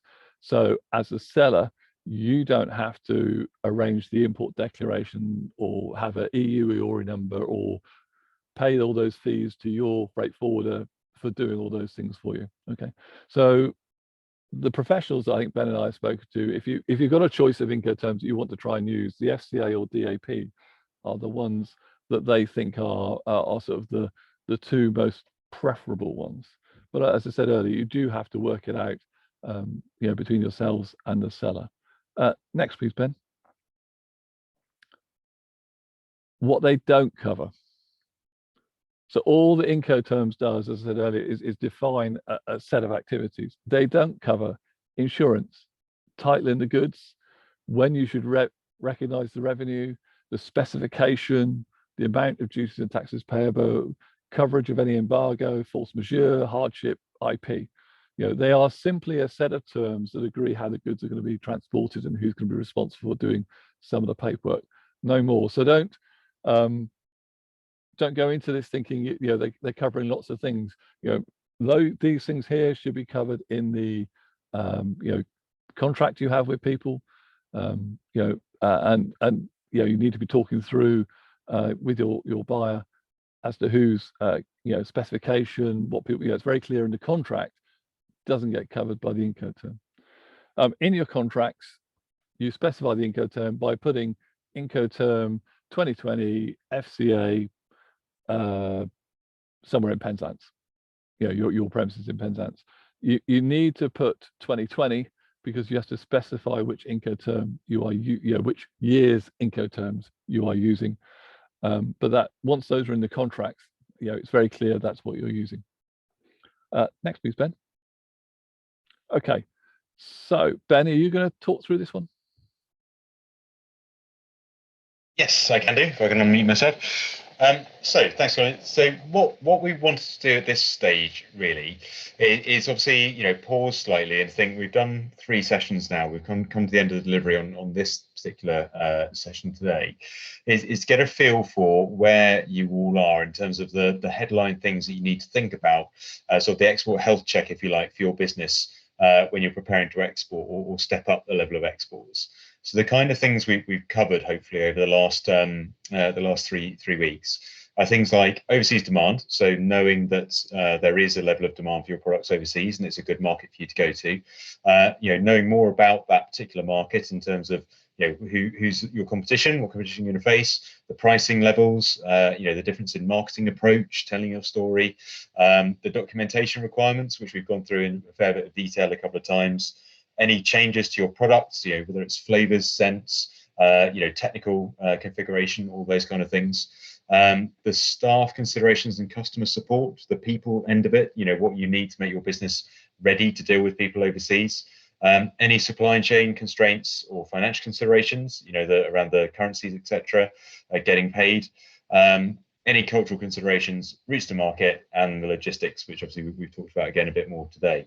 So it's a bit of a sort of an open, forum now, just to ask any particular questions and also to think forward for next week. So next week we have a slightly different approach to it. So we're going to start off with a section on getting paid to make sure that when you sell something, you do actually get the money for it back at the end of the day, and it's obviously worthwhile for you. And then a bit more of the time is going to be spent on starting to pull together your export plan. So even if it's just bare bones at the present and ideas about what you might think to do, we can start to lay out where there might be gaps and where you need to fill those gaps, and obviously also what we can do to help you on that process, either from UP point of view or from DIT. So next week we will have potentially a bit of time to bring in anything else that you feel we haven't covered, or that you would really like to go into in more detail, probably just for 20 minutes or so. So let us know now if there's extra things you would like covered.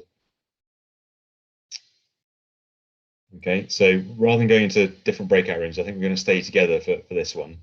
But yeah, any other questions that you have, it would be good to get your feedback. Ben, I don't know, is it worth just stop sharing for a minute so we can bring everybody back up onto screen? And probably just need to give people a little bit of thinking time around, there's quite a lot of information there from Colin. So, I mean, I think best to have a think about if there are any specific questions for now around what Colin's just taken you through. And just any thoughts around anything else you would like to cover next week in that final session that we perhaps haven't picked up so far. So very happy for you to pop that in the chat, or indeed have a think about that next week question, and feel free to message us during the week, and we can pull that together for you. But if anybody's willing to come online and just wants to have a quick chat, a quick talk through, if you've got any immediate ideas, please feel free to do so. I'm conscious of the fact we have thrown this at you quite quickly. You probably do need a little bit more thinking time, which is absolutely fine. But feel free to put your cameras on and share back with us what's been useful, where you might need a little bit extra, and what that session could look like next week for you. I'm happy to go if I'm not. Hi Emily, that's brilliant, thank you. I think for us as a business, the idea of expanding into export is like a future thing for our stock, but the functional on responding to export is kind of what sorry, that's the dog, if anyone can hear that noise. That's not me. Yeah, she sounds like a cow, but she's the collie. I get really confused on the logistics of how to do it, and the country of origin I think is New Zealand. I don't know if it's good that it's New Zealand or not, but I know they make stuff in New Zealand. They get some raw material from China, but they actually have factory, they actually make stuff. So the last time it was turned into something else is definitely New Zealand. When it comes to us, sometimes we just put it in a box and send it to someone. Sometimes we might put it together and make a kit. We don't make something different, but we make a kit because for sales that's better. And I'm assuming that means that I'm New Zealand no matter what, but I don't know if that's a good thing or a bad thing. Okay, I'll give it a go. So when you bring the goods in from New Zealand, yeah, on your commercial invoice it will state the origin of the goods, yes, because they have to do the same as you have to do. So if they state that the goods are of New Zealand origin, I think you take that at face value. Mm-hmm. They are, in the same way you have to declare to your clients what the origin is, they have to declare to you. Okay, so I think if they say it's of New Zealand origin, you can safely assume that's a place to start. The goods that you just bring in and ship on, mm-hmm. Comes in a box, you just put a different label on it and ship it out again. Yeah, they stay as New Zealand origin. You can't do anything about that. So then you have to follow the rules for those goods going wherever, and it's not just the EU, going wherever they go in the world. So if you were shipping to Guatemala, you would still declare them as New Zealand origin. If you're just shipping to France, they're New Zealand origin. Yeah. The trickier one, which is more difficult to answer, is what is an economically substantial transformation. Yeah. So the example I would give, I had a client who was buying jewelry in from Thailand and China and stuff like that, and they were putting them in pretty boxes. That is not a substantial transformative operation, as far as I'm concerned and aware. Yeah. You need to do something more to it. So I guess, does the device function? Yeah. If you sent it out would it do the job without you, if you just pushed it out? Or does it need the other bits put with it to make it do its purpose? Yeah. No. So if it needs the other bits put with it for its purpose to be fulfilled, I would think that changes the origin.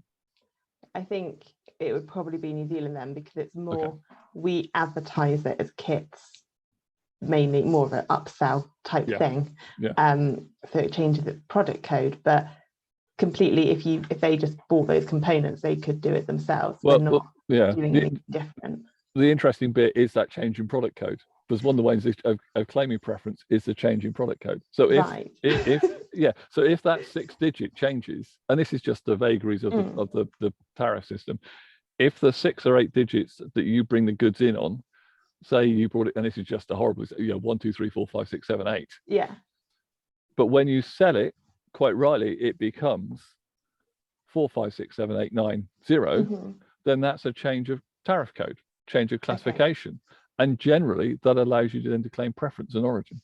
So it's kind of good to think about it, if whatever you do to it means that it would change its tariff code, you could probably change the origin. But if it wouldn't change the tariff code, you're probably going with the origin. Yeah, that's a closer way of doing it. I mean, I don't know if Ben's anything to add. Ben, I was just going to try and find the access to market. The only thing I would say is if it's all New Zealand goods that you're packaging together, then it's the greatest proportion of the value of it comes from New Zealand goods. It would probably stay as New Zealand goods. Okay. I would think, but it makes it a bit simpler for us if everything's from New Zealand. So yeah, I mean, I'm just going to try and share something. Right, I'm going to try and share. Where's share? Where's share gone? Down here.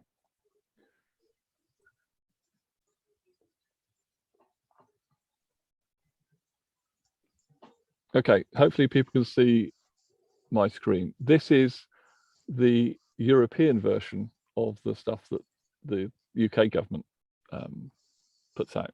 So I've just put in a tariff code, origin, I've said is the UK, and the country destination is Germany.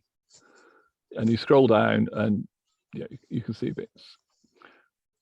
If you then click on, say, other, we then get into that product, and you can see what the tariff code is. And this is one where the preference makes no difference. It's 0 and 0. So why would you go through the hassle of claiming preference? And if you click on taxes, you can also see what the VAT would be into Germany. But the bit I wanted to show you was there's a rule of origin checker on here to allow people to try and work through whether they can claim origin for their goods. So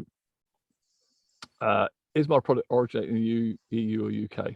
So do you have production from non-originating goods, or do you have production which the value of all it does not exceed 50%? This is the max norm we talked about. So if you then click yes to that, it then says your product complies with the rules, check the other requirements, but it looks like you're fine with origin.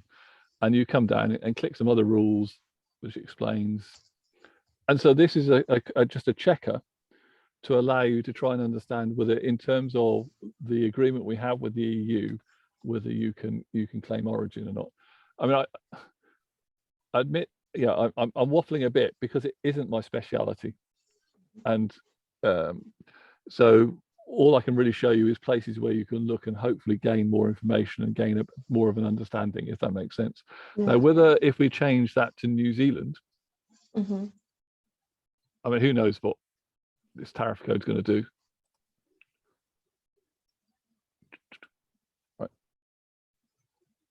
So now we bring up New Zealand. Well, as it happens, this particular item is 0% from New Zealand as well. So if that was what applied to your products, then you'd be happy anyway. Yeah. And of course, the rule of origin bit disappears here because there is no free trade agreement with New Zealand. So there's no preferential rule of origin. Okay. So you would need to do it from the UK to work out whether you can claim origin. Does that make sense? Yeah. Yeah. Yeah, that makes sense. Okay. I guess the other thing to mention, Ben, is the funding that went live yesterday, where people can get some help towards professional advice for this kind of thing. So there was it was announced in the budget, I think it's £20 million that's been set aside for businesses to either do training, and I read some of the blurb. One of the bits was to get professional advice. So that's through HMRC again, isn't it? Yeah. I mean, there's a link on the .gov.uk website. I'll try and find it and put it in the chat. So does that help, Emily, a little bit? Yeah, that really does. The origin thing has been, trying to find out what it is. So that's great. If I know that I can do it through New Zealand and the kind of premise on to change it, that's really, really helpful. Thank you. Okay, I'll stop sharing and go back to pictures. Hopefully that was useful for other people as well. I think it's James, it looks like you might have a question. Can you just share that link, Colin? Would that be possible? What, the access to markets bit? Just that's exactly what I'm looking for myself. Okay, right. I'll do that. We'll get that in the chat, James. Thanks, Colin. Any follow-up questions from anybody else on that particular thread, or anything else that anybody wanted to ask? I've just got a quick question. Yeah, far away. Thinking about what you've said about change in the material changes required to ascertain country of origin. If I'm importing fabric from Europe and then I'm making it into product, does it then become an origin of the UK? I'm going to hide behind it depends what is a sort of economically substantial transformation.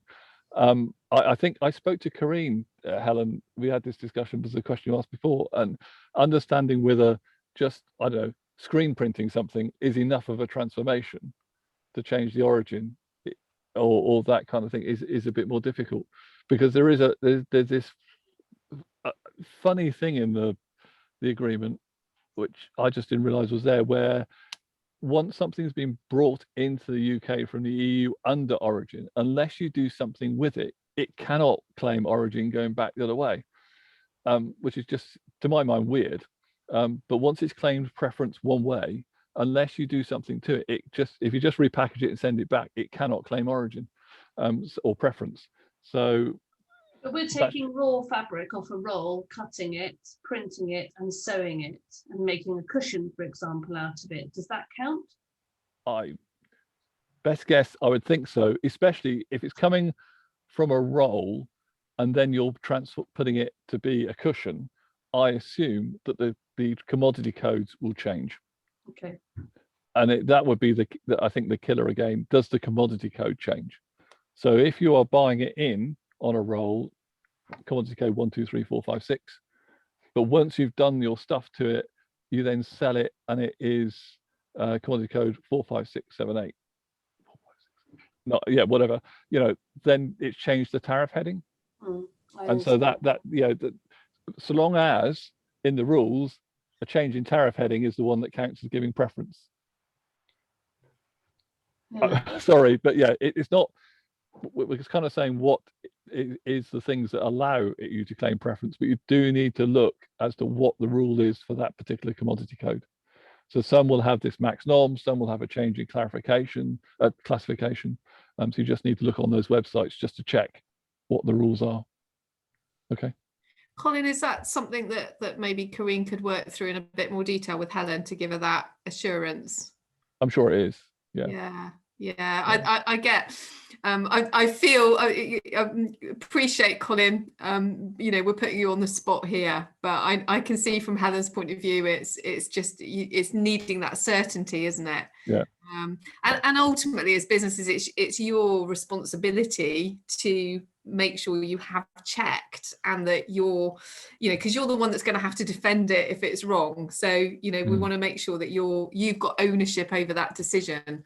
And I need one of those big disclaimers somewhere that says that anything I say is not taken in, and cannot be used against me in a court of law, etc., etc. Yeah. But I'm sure, Helen, if you're not, I'm sure Corinne will be able to kind of sit through and go through the codes and stuff with you and kind of help you interpret, what you're saying. I think, Colin's doing his best to kind of work on the basis of what he believes would be the case. Yeah, I mean, to be fair, we're all working on that basis because we're not experts. But it might be it's easier if somebody takes your specific example, Helen, and just works through it with you, and it's easy to see it when you're talking about your goods and somebody else's. Yeah. Okay, cool. That's brilliant. Brilliant questions, guys. I think it's so helpful for everybody else in the room as well, because I'm sure others have got the same thing. I can see that those links have gone in the chat, so thank you, Colin and Ben, for that. Jules has popped an email address also in the chat, futurefocus@unlocking-potential.co.uk. If you think of anything, I know what it's like the minute you go off, you go, do you know what, that would be really useful to ask. Francesca, I think you've got a question for us. Yeah, sorry, Colin, it's a sort of similar one. I'm going to pass it to Ben. Ben, so one of our products is enamel mugs that have been laser etched with a nice design. And we buy those from a little laser engraving place down the road. Do we need to be finding out from them where they've bought those mugs from and the origin of those mugs to then sort of declare that on, or what's our responsibility there when we're buying from a British manufacturer? Yeah, so I mean, Colin, correct me, but I think, find out the code from them, so they should know if they're supplying it to you. But again, I think it's going to be a question of checking the value added essentially by that process. Because I'd imagine that the cost of buying in the blank mug, if you like, is probably, if it's then being personalized or having that detail added to it, that's probably going to add quite a lot of the proportion of the X Works price to take it up to that value. So it could well be that once you've got the quantity code, you can check through the process Colin was showing in terms of what's that maximum value, and then if it's under that, then it becomes a UK product for when you're then exporting it again. So that will give you that detail. Yeah, you are expected to be able to you'll supply to ask your suppliers for what is the origin of the goods, because it is your responsibility. So if they're simply buying it, the origin doesn't change simply because you bought it from somebody else in the UK, if that makes sense. Yeah, so they should definitely be able to tell you. Yeah, I mean the grant thing that Ben's put in the chat, that it specifically says you can use it for specific export related aspects, including VAT, excise and rules of origin. It can be used to help you get professional advice so you can meet your obligations. I suspect lots of people are going to be piling into it, and whether the people are able to give the formal professional advice of any time at the present time is, but I think the money is available basically until the applications close on the 30th of June or earlier. Funding rules that runs out, but I see no harm in applying, getting yourself, because you probably don't have to spend it straight away. So, but obviously, if you leave it till people are available, you might find the money isn't available. So, I see no harm in applying and getting a little bit of grant support to help you get some of that advice if you've got specific questions. But if you go to the link that Ben's gone to, you can go through to the application bit, and it gives more information there. It's administered by PricewaterhouseCoopers on behalf of HMRC. Again, make sure you're spending it with someone who can provide good quality answers, not sort of the GDPR people that flooded into that market. Okay, good advice, Ben. Thank you. Any other questions from the room for today? No? Okay. Well, thank you, Ben and Colin. particularly for your fleet of footness and your working on the hoof with those questions. We appreciate it. Please, guys, give it some thought. If there's anything extra you'd like us to cover in those sessions, please fire away and email us in. We'll be building the session up next week. If you don't have anything, then we are Ben is going to be covering, I'm not sure actually it's Ben or Colin covering the important bit about getting paid, but we will spend that time to help you to work through and build your plan, so that hopefully you'll get some real benefit out of that final session. And that's understanding individually what each of you would like to do and trying to provide some help around that.